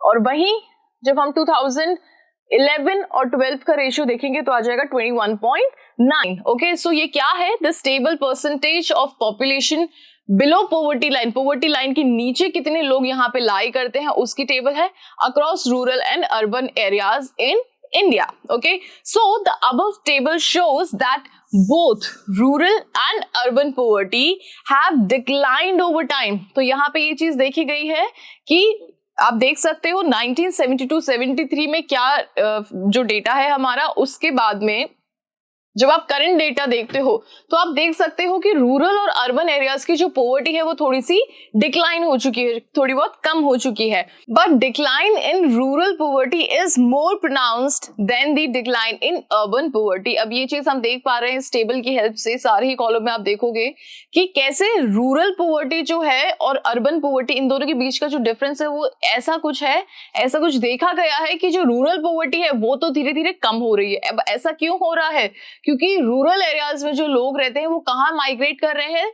वो अर्बन एरियाज में माइग्रेट कर रहे हैं, जिसकी वजह से क्या हो रहा है कि जो अर्बन एरिया की जो पॉवर्टी है वो बढ़ रही है. Okay, so this is because urban poverty to a large extent is a spill over of rural poverty. So poverty has been shifted from rural areas to urban areas. अब इसके पीछे का मेन रीजन क्या है?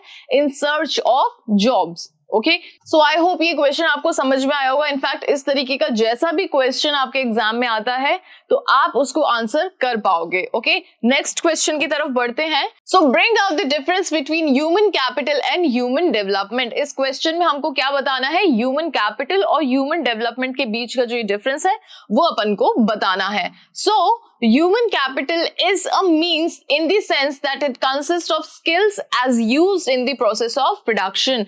Human capital, अब भाई capital क्या होता है कि भाई हमारे जो फैक्टर ऑफ प्रोडक्शन होते हैं उसमें एक कैपिटल भी इंक्लूडेड होता है कि हमारे प्रोडक्शन प्रोसेस में जो भी काम आता है ना, तो उसमें ह्यूमंस भी काम आते हैं, प्रोडक्शन प्रोसेस में ह्यूमंस भी काम आते हैं। तो humans work here as in what manner, as in capital, right? So humans की जो skill है यहाँ पे उसको हम क्या कहते हैं यहाँ पे, human capital. Okay, it consists of know-how, abilities and expertise used as inputs in the production activity. अब यहाँ पे जो भी ह्यूमन की स्किल होती है प्रोडक्शन एक्टिविटी में, ह्यूमन की जो भी स्किल यूज में आती है उसको यहाँ पे हमने क्या नाम दिया है, ह्यूमन कैपिटल का नाम दिया है। और वहीं जब हम ह्यूमन डेवलपमेंट की बात करते हैं, so it is and itself, it is an end itself. It refers to the development of the individual as valuable personality by acquiring good education and attaining good health. अब human development की बात क्या होती है, human development क्या होता है कि जब इंसान इंडिविजुअली खुद इनहैंस होता है ना, अपना जो इंडिविजुअल इंसान है उसका लाइफ पैटर्न जो है वो बहुत अच्छा हो जाता है, उसको गुड एजुकेशन मिलने लगती है, गुड उसको हेल्थ मिलने लगती है। तो इसका मतलब हम क्या बोलेंगे कि ह्यूमन कहीं ना कहीं डेवलप हो रहे हैं, right? So human development occurs when more and more individual in the society are educated, healthy and skill oriented. अब ह्यूमन डेवलपमेंट हम कैसे बताएंगे कि भाई इस इकोनॉमी में ह्यूमन डेवलपमेंट जो है वो अच्छी रेट में है? कैसे बताएंगे कि जब ज्यादा से ज्यादा इंडिविजुअल पढ़े लिखे होंगे, है ना, लिटरेसी रेट हमारे यहाँ की हाई होगी, ज्यादा से ज्यादा पढ़े लिखे लोग होंगे, ज्यादा से ज्यादा हेल्दी लोग होंगे, स्किल्स बहुत शार्प होगी यहाँ के लोगों की, तो उससे हम ये चीज बोल पाएंगे कि यहाँ का जो ह्यूमन डेवलपमेंट है वो काफी अच्छा है। ओके, और जब हम बात करते हैं ह्यूमन कैपिटल की, तब हम बात करते हैं ह्यूमन स्किल्स की कि भाई इंसान की जो ह्यूमन स्किल्स हैं, है ना, एबिलिटी जो है उसकी वो कितनी शार्प है।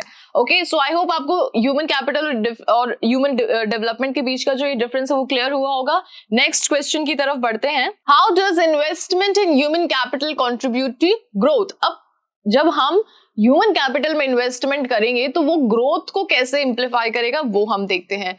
So human capital formulation is indicated by rise in the level of education and health of the resident of the country.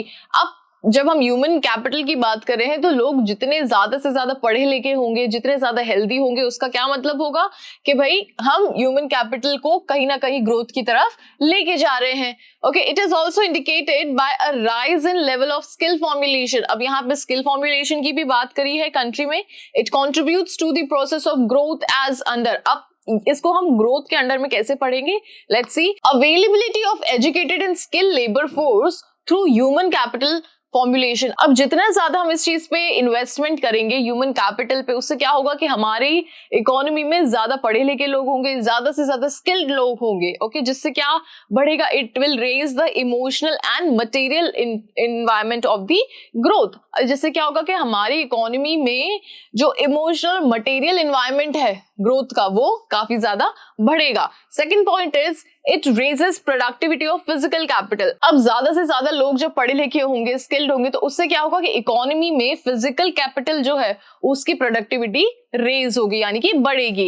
It facilitates innovative skills that accelerates the process of growth. अब क्योंकि skilled है यहाँ पे लोग, है ना, पढ़े लिखे हैं, तो जो इनोवेशन है उसको भी साथ में लेके चलेंगे, तो इनोवेटिव स्किल्स हर थोड़े टाइम में आती रहेगी, जिससे कि हमारी जो इकोनॉमी है वो ग्रोथ की तरफ बढ़ेगी।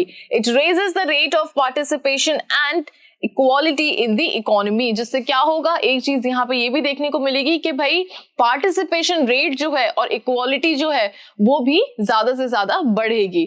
ओके, सो ये चारों पॉइंट्स हमने काय के देखे हैं कि भाई जब आप ह्यूमन कैपिटल में इन्वेस्टमेंट करोगे तो उससे ग्रोथ पे क्या इफेक्ट पड़ेगा, कैसे इफेक्ट पड़ेगा, वो चीजें हमने यहाँ पे देखी हैं। ओके, नेक्स्ट क्वेश्चन देखते हैं।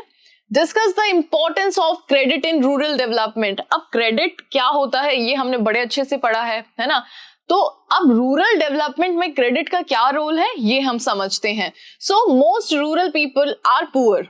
अब ये हमको पता है कि गांव में जितने रूरल एरियाज में जितने लोग रहते हैं उसमें से ज्यादा गरीब होते हैं.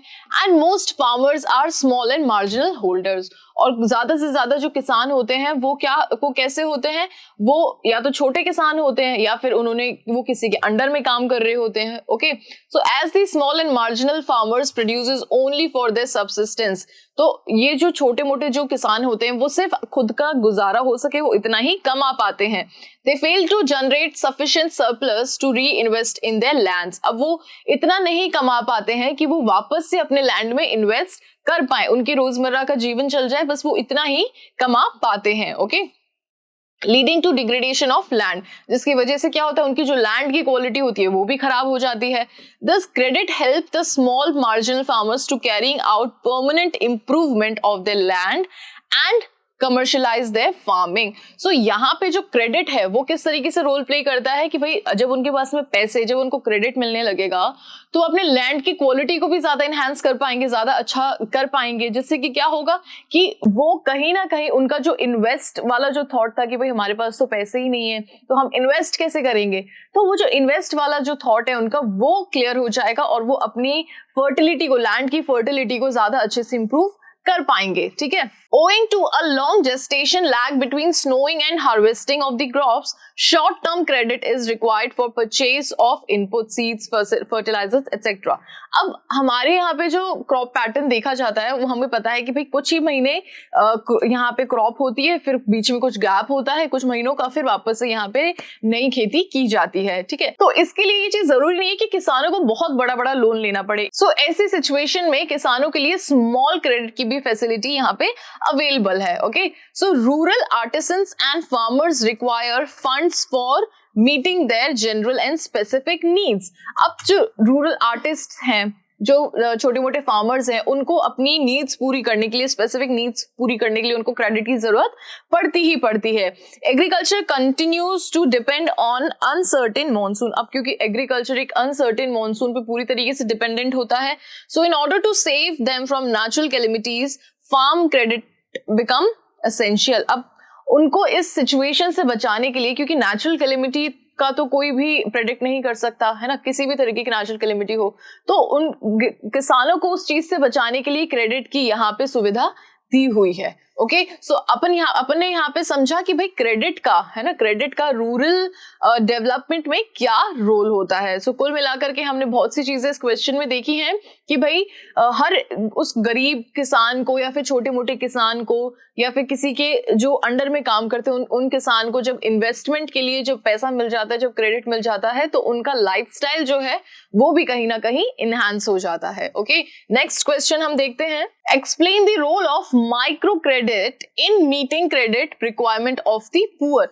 अब माइक्रो क्रेडिट क्या होता है भाई? क्रेडिट के बारे में हमने पढ़ा है, क्रेडिट क्या होता है, क्रेडिट का रोल क्या होता है, क्रेडिट इतना इंपॉर्टेंट क्यों होता है, ये हमने पढ़ा है. अब माइक्रो क्रेडिट की जब बात आती है तो माइक्रो क्रेडिट क्या होता है वो हम समझते हैं. So micro credit refers to small loans. अब माइक्रो का मतलब क्या होता है? स्मॉल. तो ये जो स्मॉल लोन्स होते हैं वो किसके थ्रू मिलते हैं? SHG यानी कि सेल्फ हेल्प ग्रुप. अब SHG के बारे में हमने बहुत अच्छे से पढ़ा है कि सेल्फ हेल्प ग्रुप कौन से होते हैं, इनका मेन मोटिव क्या होता है. ठीक है, तो सेल्फ हेल्प ग्रुप के थ्रू जब इनको छोटे मोटे लोन जो मिलते हैं उसको हमने माइक्रो क्रेडिट का नाम दिया है. And mean for impoverished people. ठीक है, these loans are offered without any security and at a moderate rate of interest. अब ये जो लोन्स होते हैं इनके लिए आपको कोई भी सिक्योरिटी नहीं रखनी पड़ती है. ठीक है, जैसे बैंक में जब हम लोन लेते हैं तो वहां पे हमें एज अ सिक्योरिटी कुछ ना कुछ रखना पड़ता है, उसके बाद में ही हमको लोन ग्रांट होता है. लेकिन जब हम इस तरीके के ग्रुप से जब हम लोन लेते हैं तो हमको यहाँ पे सबसे बड़ी चीज कि हमको यहाँ पे सिक्योरिटी नहीं रखनी पड़ती. दूसरी चीज कि यहाँ की जो इंटरेस्ट रेट है वो भी काफी कम है. ओके, मॉडरेट है, ठीक ठाक है. Presently more than 7 lakh SHGs are operating across different rural areas. Okay, credit provisions by SHG is known as micro credit. अब इनके थ्रू जो क्रेडिट दिया जाता है उसको यहाँ पे क्या नाम दिया है, micro credit programme. So these programmes are becoming popular among small borrowers owing to their informal credit delivery mechanism. अब जो ये स्मॉल बोरोवर्स जो होते हैं उनको भाई उनका काम निकल जाता है जब वो इन लोगों से उधार लेते हैं, ठीक है। अब बदले में उनको ना ही अपना कुछ एट अ स्टेक वहां पे रखना पड़ता है, ना ही उनको बहुत हाई रेट्स देनी पड़ती हैं इंटरेस्ट की, तो उनके लिए उन लोगों के बीच में ये काफी ज्यादा चलन में है। Okay, involving minimum legal formalities, और इनमें इसमें जो लीगल फॉर्मेलिटीज होती है वो भी कहीं ना कहीं बहुत ही कम होती है। ओके, नेक्स्ट क्वेश्चन हम देखते हैं, explain the steps taken by government in developing rural markets। अब रूरल मार्केट्स को ज्यादा से ज्यादा डेवलप करने के लिए गवर्नमेंट ने कौन कौन से स्टेप्स लिए हैं हम समझते हैं। तो सबसे पहले, in order to develop rural markets और agricultural markets the government has initiated a series of step as under. कौन कौन से स्टेप्स लिए हैं, regulated markets have been set up. अब रेगुलर जो मार्केट्स होते हैं, रेगुलेटेड मार्केट्स जो होते हैं वो सेटअप किए गए हैं। Next is cooperative agricultural market societies have been formed. So agricultural societies form करी गई हैं। Provision of warehousing facilities, अब वेयर हाउस की भी फैसिलिटी यहाँ पे प्रोवाइड करी गई है जहाँ पे स्टॉक को हम इजिली स्टोर कर सकते हैं। Subsidised transport for transportation of farm output, अब ट्रांसपोर्टेशन में सब्सिडी दी गई है गवर्नमेंट ने। Dissemination of marketing information for the benefit of the farming population, अब मार्केट की जो इंफॉर्मेशन होती है वो फार्मर्स तक ज्यादा से ज्यादा पहुंचे उसको यहाँ पे ध्यान में रखा गया है। MSP policy focusing on some stable income to the farmers, अब इन लोगों के लिए एमएसपी पॉलिसी बनाई गई है। मिनिमम सब्सिस्टेंस प्राइस यहाँ पे फॉर्म करी गई है जिससे कि क्या हो, फार्मर्स को ज्यादा नुकसान नहीं हो, ठीक है। सो ये जितने भी पॉइंट्स है ये सब आपको ध्यान में रखने हैं कि भाई ये जो स्टेप्स हैं वो गवर्नमेंट ने लिए हैं किन लोगों के लिए, डेवलपिंग रूरल मार्केट्स के लिए। नेक्स्ट क्वेश्चन है, why is agricultural diversification essential for sustainable livelihood. अब एग्रीकल्चर को डाइवर्सिफाई करने की क्या जरूरत पड़ी है। So agriculture diversification refers to the allocation of farms productive resources to diverse area of cropping output so as to reduce market risk। अब यहाँ पे इस चीज की जरूरत क्यों पड़ी है कि भाई जो फार्म्स प्रोडक्टिव रिसोर्सेज होते हैं उनको अच्छी तरीके से, प्रॉपर तरीके से, जहाँ पे उनकी ज्यादा जरूरत है वहां पे उनको एलोकेट किया गया है, जिससे कि क्या हो कि भाई मार्केट रिस्क जो है वो कम से कम हो। Owing to changes in the relative price structure, अब जैसे जैसे प्राइस स्ट्रक्चर में जैसे चेंज आ रहा है इसको ध्यान में रखते हुए, if one crop fetches low revenue the other may fetch high, क्योंकि अगर एक क्रॉप से अगर रेवेन्यू कम हो रहा है तो दूसरे से हाई रेवेन्यू जनरेट होगा। Thus diversification help stabilisation of farm income. अब इससे क्या होगा कि भले एक क्रॉप की जो रेट है वो कम है तो दूसरे की हाई है, तो इससे कंपनसेट हो जाता है। तो जिससे जो कंपनसेट हो जाता है उससे क्या होता है कि एक स्टेबलाइजेशन रहता है फार्मर्स की इनकम में, ठीक है, by lowering the market risk, और इसमें मार्केट रिस्क भी कम होता है। So diversification also minimises risk occurring due to monsoon failure. अब मॉनसून फेलियर की वजह से जो रिस्क होता है सो डाइवर्सिफिकेशन उसे भी कम से कम कर देता है। ओके, आई होप ये समझ में आया होगा आपको एग्रीकल्चर डाइवर्सिफिकेशन क्यों जरूरी होता है फॉर सस्टेनेबल लाइवलीहुड्स। नेक्स्ट देखते हैं। सो हमारा नेक्स्ट क्वेश्चन है, critically evaluate the role of rural banking system. अब यहाँ पे अपन को रूरल बैंकिंग सिस्टम का जो रोल है वो एक्सप्लेन करना है in the process of rural development in India. Rural development in India में रूरल बैंकिंग का क्या रोल है ये हमको यहाँ पे एक्सप्लेन करना है। Okay, so rural banking in India has significantly expanded over time. Rural areas में जो बैंकिंग सिस्टम है वो धीरे धीरे बहुत ही ज्यादा बढ़ गया है। अब इसके एडवांटेजेस क्या क्या हैं वो हम देखते हैं। So nationalism of commercial banks marked the beginning of social banking in the rural areas।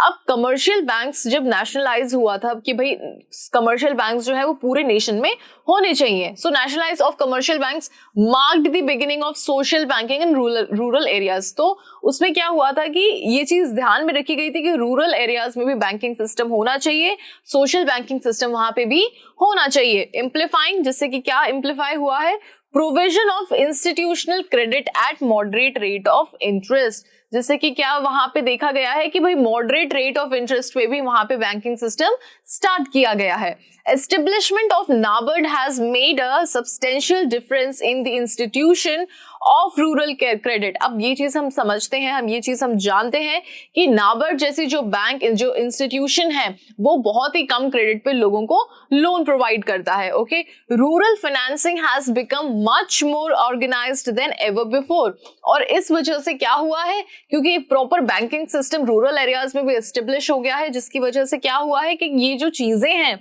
मतलब बैंकिंग सिस्टम जो है वो रूरल एरियाज में भी काफी ज्यादा ऑर्गेनाइज्ड देखा गया है। So institutional credit has liberated the farmers from debt trap of mahajans and money lenders. Also institutional credit has promoted commercialisation of agricultural. अब एक टाइम ऐसा भी था जब जो स्मॉल फार्मर्स होते थे, जो छोटे मोटे किसान होते थे, वो मनी लेंडर्स के अंडर में काम करते थे। ओके, उनको मनी लेंडर्स बहुत ज्यादा एक्सप्लॉइट करते थे, तब जाकर के उन्हें थोड़ा बहुत लोन प्रोवाइड होता था, और वो भी एट वेरी हाई रेट। ठीक है, अब इन बैंकिंग सिस्टम के आधार पे क्या हुआ है कि जैसे ये बैंकिंग सिस्टम एस्टेब्लिश हुआ है, तो ये इस टाइप के जो मनी लेंडर्स जो थे, जो महाजन्स थे, उनका जो था वो बिल्कुल पत्ता साफ हो गया। ओके, और उनसे जो लोग हेल्प लेते थे, ओके, उनसे जो लोग हेल्प लेते थे बदले में एक्सप्लॉइट होते थे, वो चीज बिल्कुल ही खत्म हो चुकी है। तो ऐसे यहाँ पे बैंकिंग सिस्टम ने ये रोल प्ले किया है in development of rural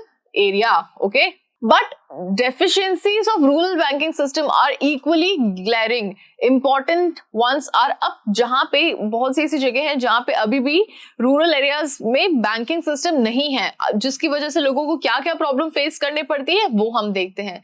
so banking credit और institutional credit has often been tied to collateral security of guarantee of a property for the loans.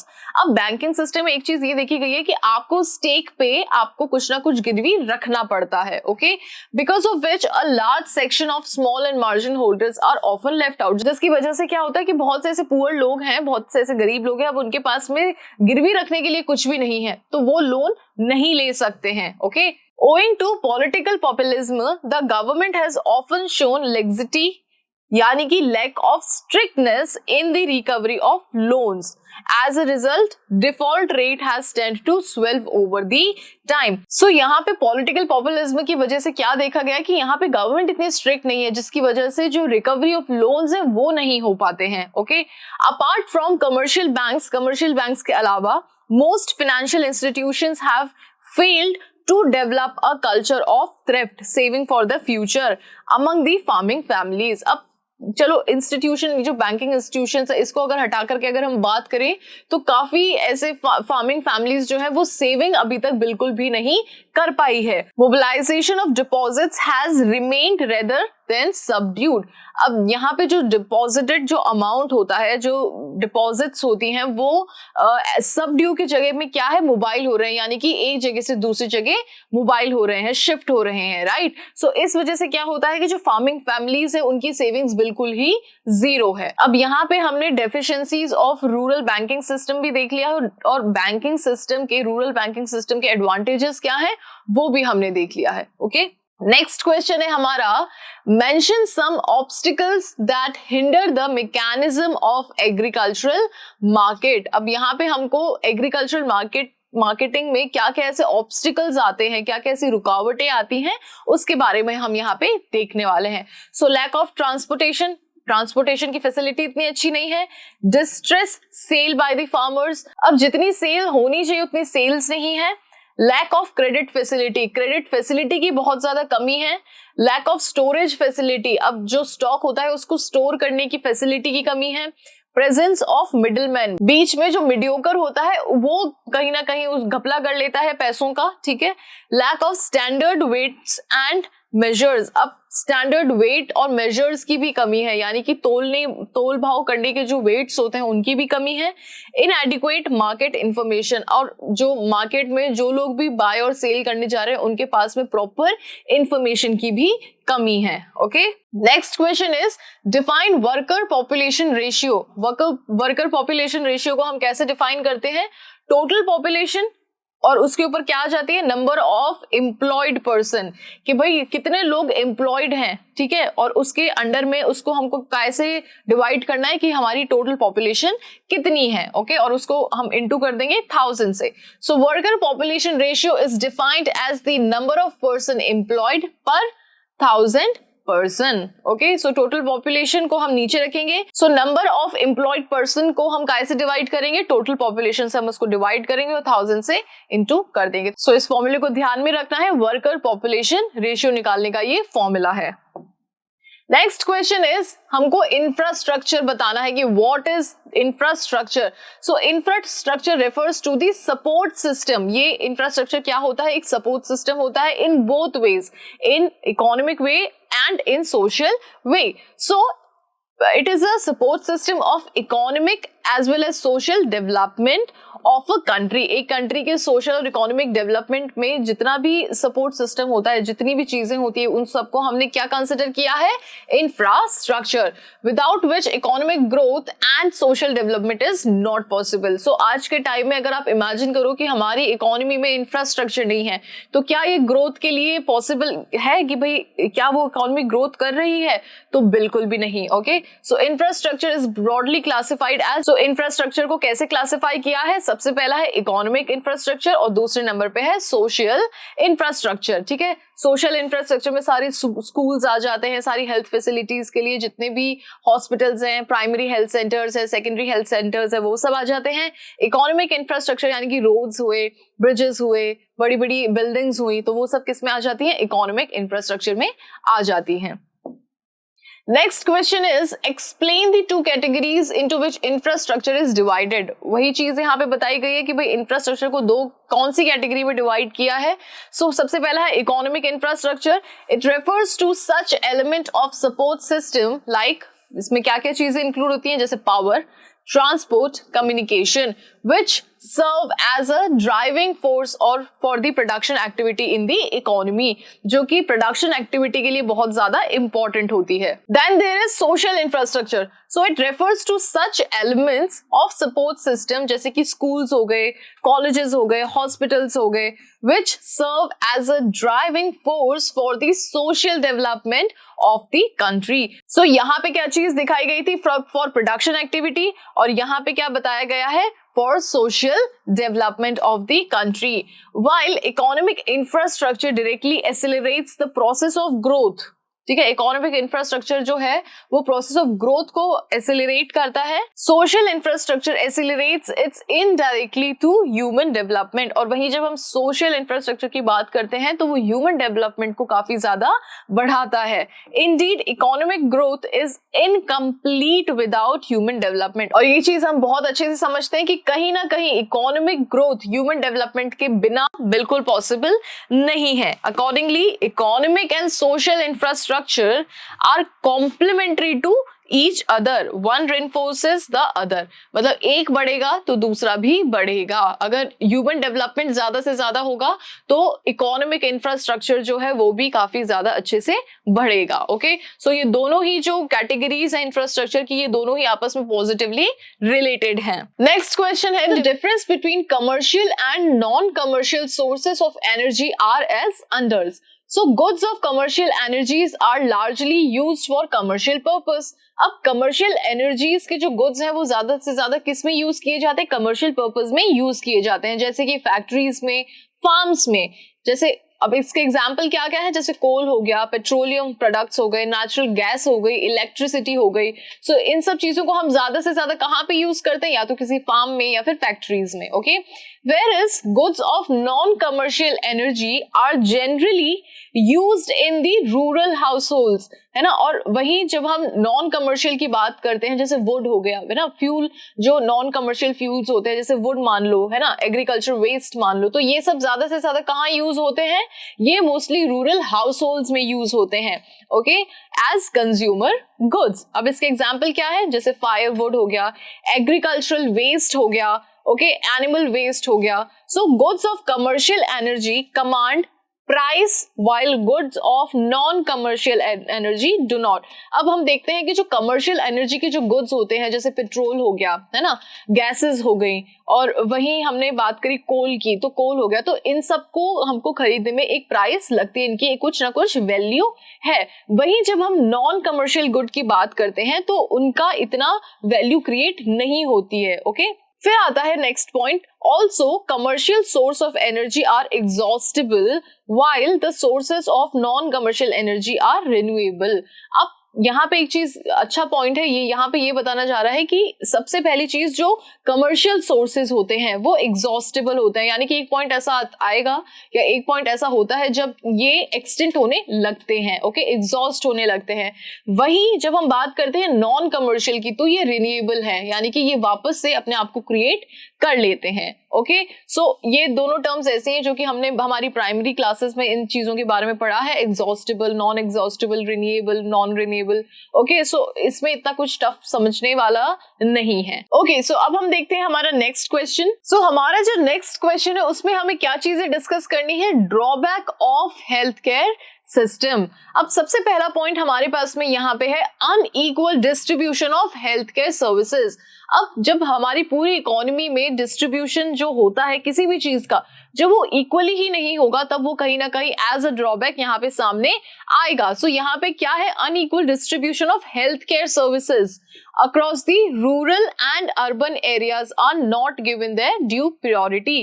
अब यहाँ पे क्या है कि अर्बन एरियाज और रूरल एरियाज में जो डिस्ट्रीब्यूशन है सर्विसेज का, यहाँ पे हेल्थ केयर सर्विसेज का, वो इक्वली डिस्ट्रीब्यूटेड नहीं है, जिसकी वजह से क्या होता है कि रूरल एरियाज में ज्यादा से ज्यादा चीजें खराब होती हैं, है ना, और ज्यादा से ज्यादा प्रॉब्लम्स देखने को मिलती हैं। Communicable diseases like AIDS, HIV and SARS। अब ऐसी कम्युनिकेबल डिजीजेस भी बहुत ज्यादा बढ़ी हुई हैं। Poor management of health infrastructure. अब हेल्थ इंफ्रास्ट्रक्चर में मैनेजमेंट जो है वो काफी पुअर है। Privatisation of health care leading to unbearable cost burden. अब ज्यादा से ज्यादा जो हेल्थ केयर इंस्टीट्यूशंस है वो प्राइवेट के हाथों में है, जिसकी वजह से क्या है, जो कॉस्ट है वो काफी ज्यादा बढ़ी हुई है और सब लोग इसको अफोर्ड नहीं कर पाते हैं। Poor upkeep and maintenance of government hospital. अब जो गवर्नमेंट हॉस्पिटल है उनकी मेंटेनेंस बहुत ही पुअर है। फिर पुअर सैनिटाइजेशन लेवल, और सैनिटाइजेशन लेवल जो है वो भी काफी ज्यादा पुअर है। ओके, सो ये 5-6 पॉइंट्स हैं जो कि आपको ध्यान में रखने। ये क्या है, ड्रॉबैक्स है काय के हेल्थ केयर सिस्टम के। Next question, name the 6 system of Indian medicine. अब इंडियन मेडिसिन के हमको 6 नाम बताने हैं, ये हमने बहुत अच्छे से पढ़ा था। आयुर्वेदा, योगा, यूनानी, सिद्धा, नेचुरोपैथी एंड होम्योपैथी। अब ये नाम आपको याद करने होंगे, ठीक है। ये हमारी क्या है, 6 इंडियन मेडिसिन हैं। फिर है what is meant by environment. अब एनवायरनमेंट का क्या मतलब होता है, environment is defined as all those conditions and the effect which influence human. अब एनवायरनमेंट क्या होता है कि वो सारी कंडीशंस जो होती हैं हमारे सराउंडिंग में जो ह्यूमन लाइफ को इन्फ्लुएंस करती है। It is the sum total of surroundings and the totality of resources that affect our existence and quality of our life। हमारे सराउंडिंग में जितनी भी रिसोर्सेज हैं जो कि हमारी लाइफ को इफेक्ट करते हैं, ये सब किसमें इंक्लूड होता है, एनवायरनमेंट में। Okay, what are the functions of environment. अब एनवायरनमेंट के फंक्शंस क्या क्या है ये हम देखते हैं। So environment is defined as all those conditions and the effect which influence human life. इसके बारे में हमने पढ़ लिया है। अब इसमें क्या क्या चीजें इंक्लूड होती हैं, बायोटिक या फिर living components with plant and animal. फिर दूसरा क्या है, एबायोटिक और फिजिकल कंपोनेंट्स जैसे कि climate, mountains, land, water and air. Biotic और एबायोटिक के बारे में हमने पढ़ा था। इसके मेन फंक्शंस क्या क्या है, environment offer resources for production. सबसे पहली चीज कि एनवायरनमेंट क्या देता है, रिसोर्सेज देता है प्रोडक्शन के लिए। ये क्वेश्चन हमने पहले भी कवर किया है, सो इस चीज को हम ज्यादा डिटेल में नहीं पढ़ेंगे। नेक्स्ट पॉइंट है हमारा एनवायरनमेंट सस्टेन लाइफ। एक लाइफ को सस्टेन करने के लिए हमको एनवायरनमेंट की बहुत ज्यादा जरूरत होती है, क्योंकि एनवायरनमेंट से हमको क्या मिलता है, बेसिक चीजें जिसके बिना हमारी लाइफ शायद पॉसिबल नहीं है, जैसे एयर होगी, वाटर, लैंड, राइट। फिर है हमारा एनवायरनमेंट एसिमिलेट्स वेस्ट। अब ये एनवायरनमेंट में ऐसी ताकत होती है कि काफी ऐसा वेस्ट होता है जो एनवायरनमेंट अपने आप में ही एब्जॉर्ब कर लेता है। ओके, अगर ऐसा ना हो तो सोचिए कि लोग जितनी हमारी पॉपुलेशन है उससे डबल ट्रिपल न जाने कितने इनटू अगर हम करें और इतना ही कितना वेस्ट एनवायरमेंट में देखने को मिलेगा, ठीक है। So environment enhances quality of life. अब जिस एनवायरमेंट में हम सरवाइव करते हैं यहाँ पे बहुत सी चीजें ऐसी हैं जो कि हमारी क्वालिटी ऑफ लाइफ को काफी ज्यादा अपग्रेड कर देती है। इतने अच्छे माउंटेन्स हैं, रिवर्स हैं, राइट। सो ये जो एम्बियंस है ये क्या करता है, ये हमारी लाइफ की क्वालिटी को काफी ज्यादा बेहतर बना देता है। Okay, next question is explain how the opportunity cost of negative environmental impact are high। अब negative environmental impact जो है वो कैसे बहुत ज्यादा हाई है, क्या क्या ऐसे रीजंस है, क्या क्या चीजें देखने को मिलती है, वो हम यहाँ पे डिस्कस करते हैं। So opportunity cost of negative environmental impact include two principal elements. अब इसमें दो प्रिंसिपल एलिमेंट्स हैं, कौन कौन से? Loss of production capacity of future generation. भाई फ्यूचर जनरेशन के लिए जो प्रोडक्शन कैपेसिटी है वो काफी ज्यादा कम होती जा रही है, क्योंकि अभी क्या हो रहा है, अभी एक्सेसिव यूज हो रहा है, अभी ज्यादा से ज्यादा रिसोर्सेज का एक्सप्लॉयटेशन हो रहा है, owing to excessive exploitation of natural resources by the present generation. और दूसरा पॉइंट क्या है, environmental pollution. So in terms of air pollution, water pollution and sound pollution, both these elements of opportunity cost tend to assume exponential growth in the pursuit of rapid GDP growth। अब ये दोनों जो point है ये हमारी growth को कहीं ना कहीं, भाई हमारी ग्रोथ तो बढ़ रही है लेकिन इन दोनों पॉइंट्स को क्या किया जा रहा है, इग्नोर किया जा रहा है, जिसके परिणाम क्या है, consequently the growth process itself become unsustainable.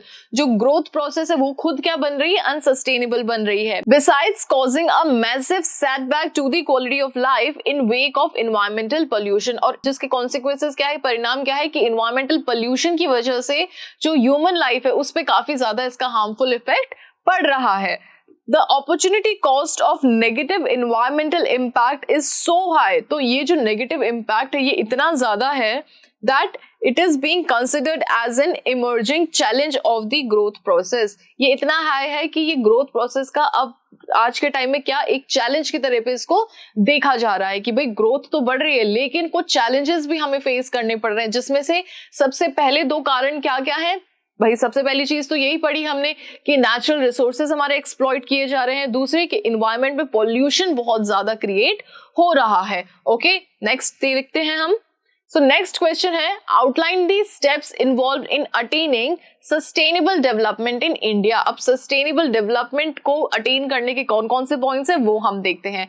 Use of input efficient technology. अब हमें ऐसी टेक्नोलॉजी यूज करनी चाहिए जो कि इनपुट एफिशिएंट हो। ओके, फिर use of environmental friendly sources of energy. अब हमें environmental friendly sources of energy use करनी चाहिए जैसे गोबर gas plants. Okay, integrated rural development so that migration of rural population to urban areas is curtailed. अब rural areas में भी काफी ज्यादा डेवलपमेंट होना चाहिए जिससे कि वहां के लोगों को अपॉर्चुनिटी टाइम टू टाइम मिलती रहे और वो अर्बन एरियाज की तरफ माइग्रेट ना हो। Conversion of sunlight into solar energy and solar energy into electricity. अब सनलाइट जो कि हमें भरपूर मात्रा में मिलती है इसको हमें काय में कन्वर्ट कर देना चाहिए, सोलर एनर्जी में, जिससे कि इलेक्ट्रिसिटी भी प्रोड्यूस हो सके। अब focus on organic farming. Organic farming भी हमें ज्यादा से ज्यादा फोकस करना चाहिए in spite of using pesticides, insecticides, right. So next is efficient management of the waste. अब इतना वेस्ट है हमारी इकोनॉमी में तो इसका मैनेजमेंट करना बहुत ज्यादा जरूरी है। Stringent laws on the disposable of chemical effluence. अब जो केमिकल जो कि ड्रेन कर दिया जाता है वाटर बॉडीज में, इन सब के पीछे काफी ज्यादा स्ट्रिक्ट लॉ होना चाहिए, एक स्ट्रिक्ट एक्शन लेना चाहिए। Spread of awareness to conserve natural assets for intergenerational equity. अब लोगों के बीच में ये हमको अवेयरनेस पैदा करनी चाहिए कि भाई आपको अपने आने वाली जनरेशन के लिए भी सब चीजें रखनी है, तो उसको एफिशिएंटली, चाहे वो रिसोर्सेज से क्यों ना हो, तो उनको एफिशिएंटली यूज करना स्टार्ट करना चाहिए। Use of public means of transport. Public means of transport अगर ज्यादा से ज्यादा यूज करेंगे तो उससे क्या होगा कि एनवायरमेंट में एयर पॉल्यूशन की जो रेट है वो काफी ज्यादा कम होगी। Okay, next is explain the supply demand reversal of environmental resources. अब एनवायरमेंटल रिसोर्सेज का जो सप्लाई डिमांड है वो कैसे वर्क करता है ये हम समझते हैं। सो environmental degradation owes a great deal to supply demand reversal of resources over a period of time। Prior to industrialization when the pace of life was slow, जब हम इंडस्ट्रियलाइजेशन की बात करते हैं, इंडस्ट्रियलाइजेशन से पहले की बात करते हैं, तब लोगों की जो लाइफ थी वो काफी धीमी चल रही थी.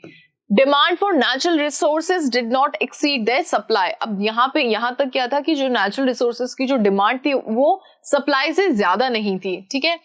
एज इंडस्ट्रियलाइजेशन प्रोग्रेस्ड, अब जैसे जैसे इंडस्ट्रियलाइजेशन प्रोग्रेस हुआ, there was surge in human wants. तो ह्यूमन वॉन्ट्स में बहुत ज्यादा बढ़ोतरी हो गई, मतलब ह्यूमन वॉन्ट्स काफी ज्यादा बढ़ने लग गई थी.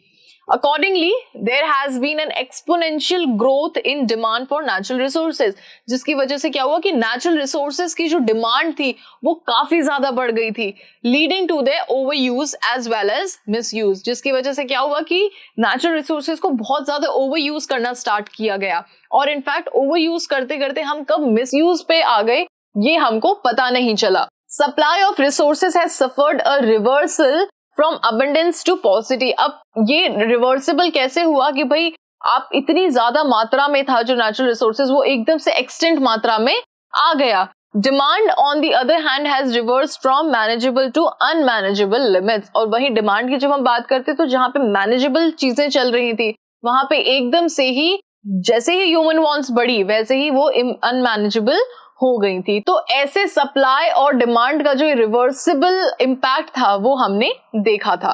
Next is what is sustainable development. तो भाई सस्टेनेबल डेवलपमेंट क्या है कि भाई आज के टाइम में हमारे जितने भी रिसोर्सेज है उनको एफिशिएंट यूज करें, साथ ही में जो हमारी अपकमिंग जनरेशन है, जो फ्यूचर जनरेशन है, उनके लिए भी हम उन रिसोर्सेज को सेफली रखें. Sustainable development is that process, ये ऐसा प्रोसेस है in which economic development which aims at raising the quality of life of both present and future generation. भाई quality of life दोनों की हमको अच्छी करनी है, present as well as future generation, without threatening natural endowment and environment, हमारे environment को बिना नुकसान दिए. Okay, so हमारा next question है why are regional and economic groupings formed. अब regional और economic groupings क्यों बनाई जाती हैं ये हम समझते हैं. So countries across the world have been trying various means to strengthen their domestic incomes. अब सभी कंट्रीज क्या चीज ट्राई करती हैं कि जो उनकी डोमेस्टिक इकोनॉमी है वो ज्यादा से ज्यादा क्या बने, स्ट्रॉन्ग बने. It is in the context that regional and global economic groupings such as SAARC have been formed. और यही रीजन है जिसकी वजह से ऐसी ग्रुपिंग्स बनती हैं. So basically these groupings focus on, अब ये ग्रुपिंग्स किस चीज पे फोकस करती है, enhancing their competitiveness in the international market. कि भाई इंटरनेशनल मार्केट में कंट्रीज में आपस के बीच में जो कॉम्पिटिशन होता है इसको ये इनहैंस करती हैं और अपनी अपनी डोमेस्टिक इकोनॉमीज को क्या करती हैं, ज्यादा से ज्यादा स्ट्रॉन्ग बनाती हैं, ज्यादा से ज्यादा स्ट्रेंथिंग बनाती हैं. आगे देखते हैं. Explain the Great Leap Forward campaign of China as initiated in 1958. अब GLF क्या था इसके बारे में हमने अच्छे से चर्चा करी थी कि भाई GLF क्या होता है. चाइना ने ये इनिशिएट किया था इन 1958. तो क्या है इसके बारे में हम समझते हैं. So GLF campaign was launched in China in 1958 with a view to propelling the pace of economic and industrial development. अब इनका व्यू क्या था कि जो इनका इकोनॉमिक और इंडस्ट्रियल डेवलपमेंट है वो ज्यादा से ज्यादा हो, उसमें पेस अप हो. It focused on wide spread industrialization of the economy. अब इंडस्ट्रियलाइजेशन को इनको पूरी ही इकोनॉमी में काफी ज्यादा वाइड स्प्रेड करना था, काफी ज्यादा स्प्रेड करना था. इस पे इन्होंने फोकस किया था by inducing and encouraging people to set up household industries in their backyard.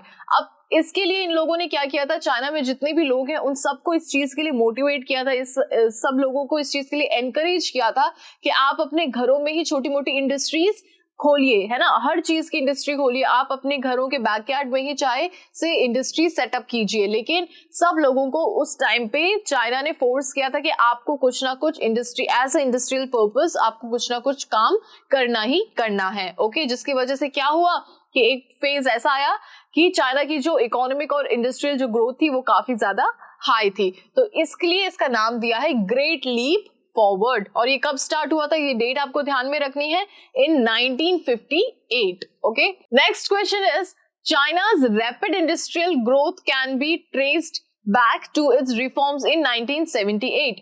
Do you agree? अब क्या आप इस चीज से अग्री करते हैं? इस चीज को अपन को यहाँ पे बताना है. So in late 1970s and early 1980s, reforms were initiated in the industrial sector in China.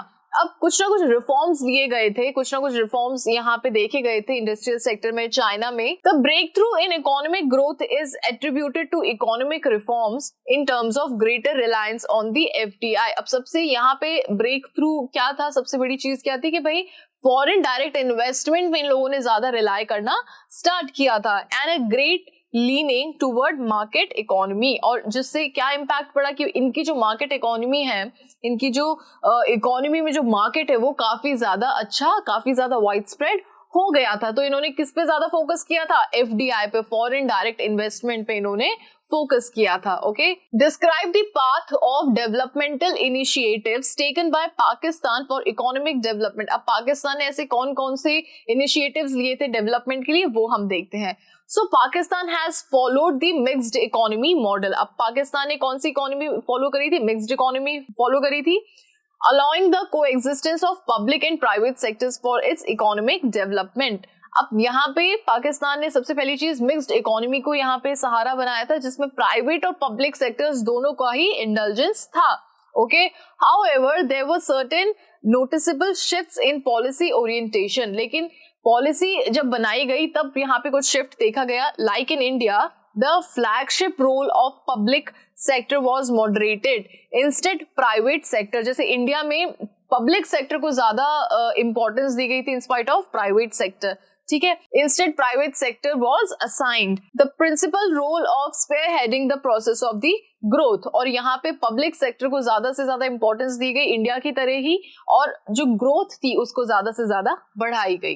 Okay, next is what is the important implication of one child norm in China. अब चाइना में हमने growth के time पे ये चीज देखी गई थी कि चाइना ने एक वन चाइल्ड नॉर्म नाम से एक वहां पे प्रोग्राम स्टार्ट किया था. अब ये क्या था इसके बारे में हम समझते हैं. So one child policy adopted by China in 1979 has been very successfully pursued.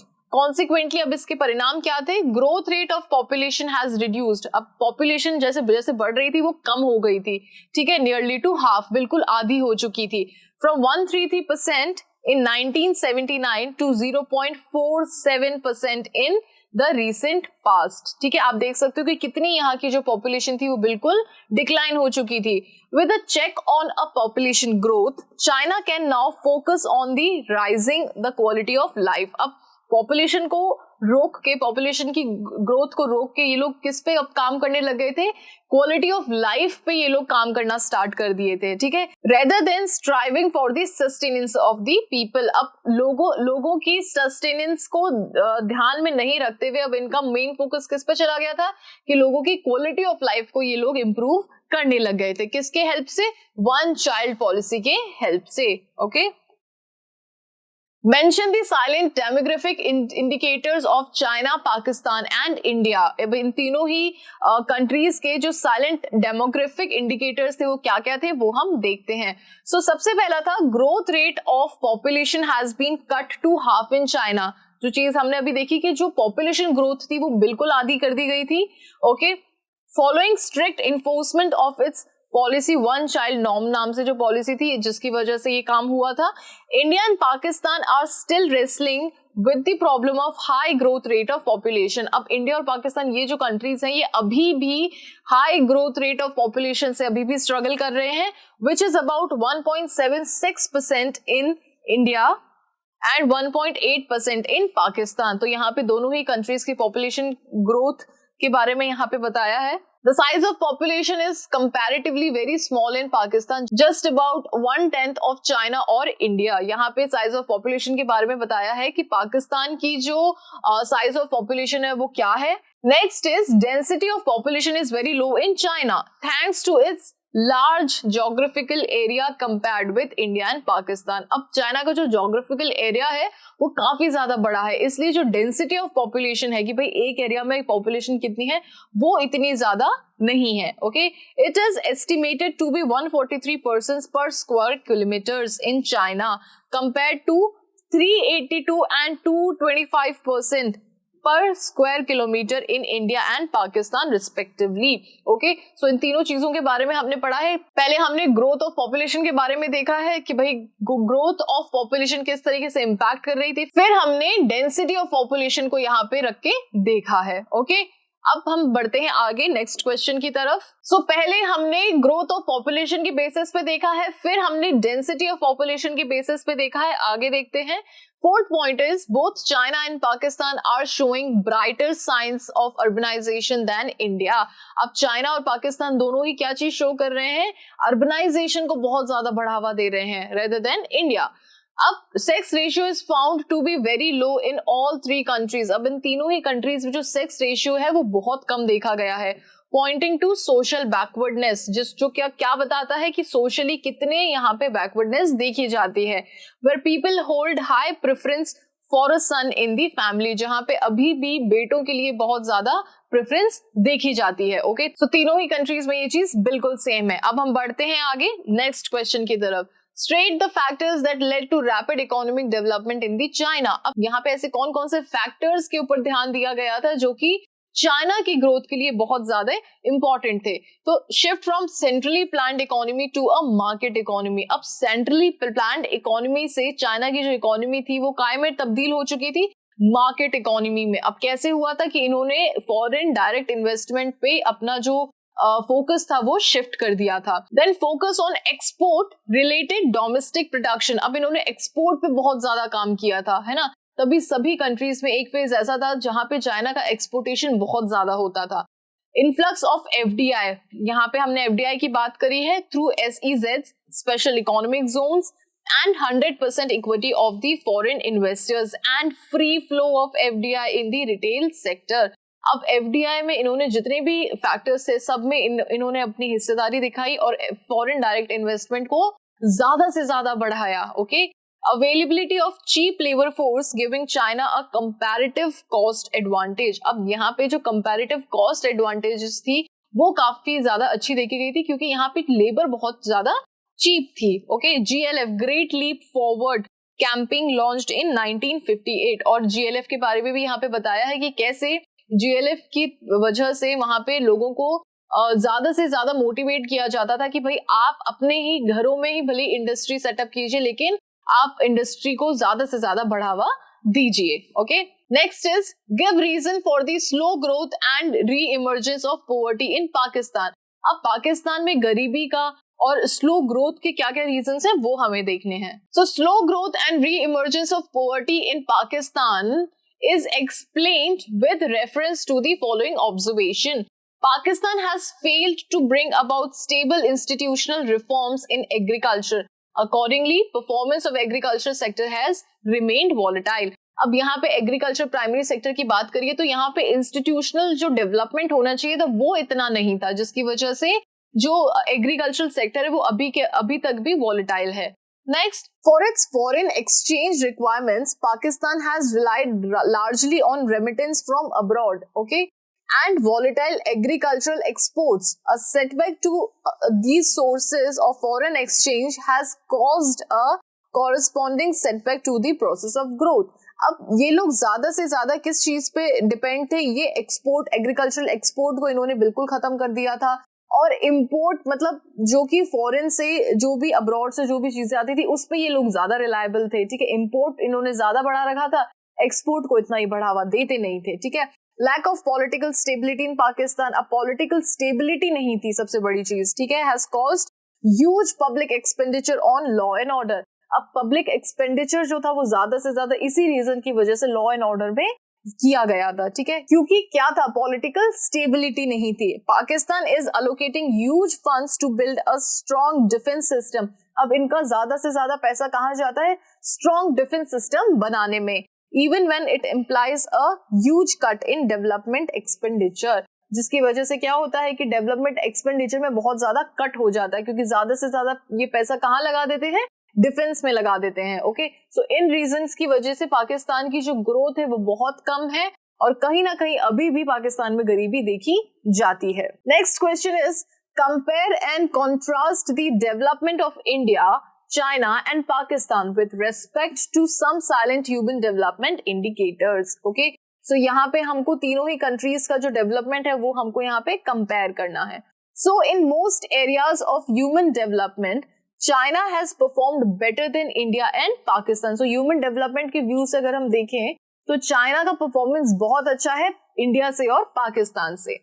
चाइना's HDI rank in the world is 86, okay, contrasting with the 130 and 154 India and Pakistan respectively. तो HDI रैंक अगर हम देखें तो चाइना की है 86 और India और पाकिस्तान की कितनी है 130 and 150. However, India may attain a higher ranking in some liberty parameters are included in HDI. अब HDI में कुछ ऐसे पैरामीटर्स इंक्लूडेड हैं जिसमें इंडिया काफी आगे है. Okay, next is GDP per capita is higher in China. GDP की हम बात करते हैं क्योंकि जीडीपी ही एक ऐसी चीज है जो कि किसी कंट्री की ग्रोथ को शो करती है. तो जीडीपी की अगर हम बात करते हैं पर कैपिटा तो चाइना की काफी हाई है compared with India and Pakistan. Besides higher GDP per capita China has performed better than India and Pakistan in area of nourishment. के एरिया में भी जीडीपी के अलावा चाइना ने बहुत अच्छा परफॉर्म किया है. China has also performed better with regard to infant mortality rate and maternal mortality rate. अब infant mortality rate and maternal mortality rate में भी चाइना ने बहुत अच्छा परफॉर्म किया है कि ये जो सारी रेट्स हैं ये बहुत ही वहां पे कम हो चुकी हैं. Okay, as regard access to improved sanitation, again China shows better performance than India and Pakistan. अब सैनिटेशन के पर्सपेक्टिव से अगर हम देखें तो इसमें भी चाइना ने बहुत अच्छा रोल प्ले किया है comparatively to India and Pakistan. Okay, so I hope कि आज अपन ने जितने भी क्वेश्चंस यहाँ पे सॉल्व करे हैं, जितने भी क्वेश्चंस हमने डिस्कस किए हैं, वो सारे ही क्वेश्चंस आपको अच्छे से समझ में आए होंगे. वेल, कुल मिलाकर के 25-30 क्वेश्चंस हमने डिस्कस करे हैं इस वीडियो में. आई होप कि ये क्वेश्चन आपको बहुत ही ज्यादा फ्रूटफुल लगे होंगे, काफी हेल्पफुल लगे होंगे. अगर ऐसा है तो इस वीडियो को लाइक करना ना भूलें, चैनल को सब्सक्राइब करना ना भूलें और ज्यादा से ज्यादा वीडियो को शेयर कीजिए. And do not forget to press the bell icon. Thank you so much.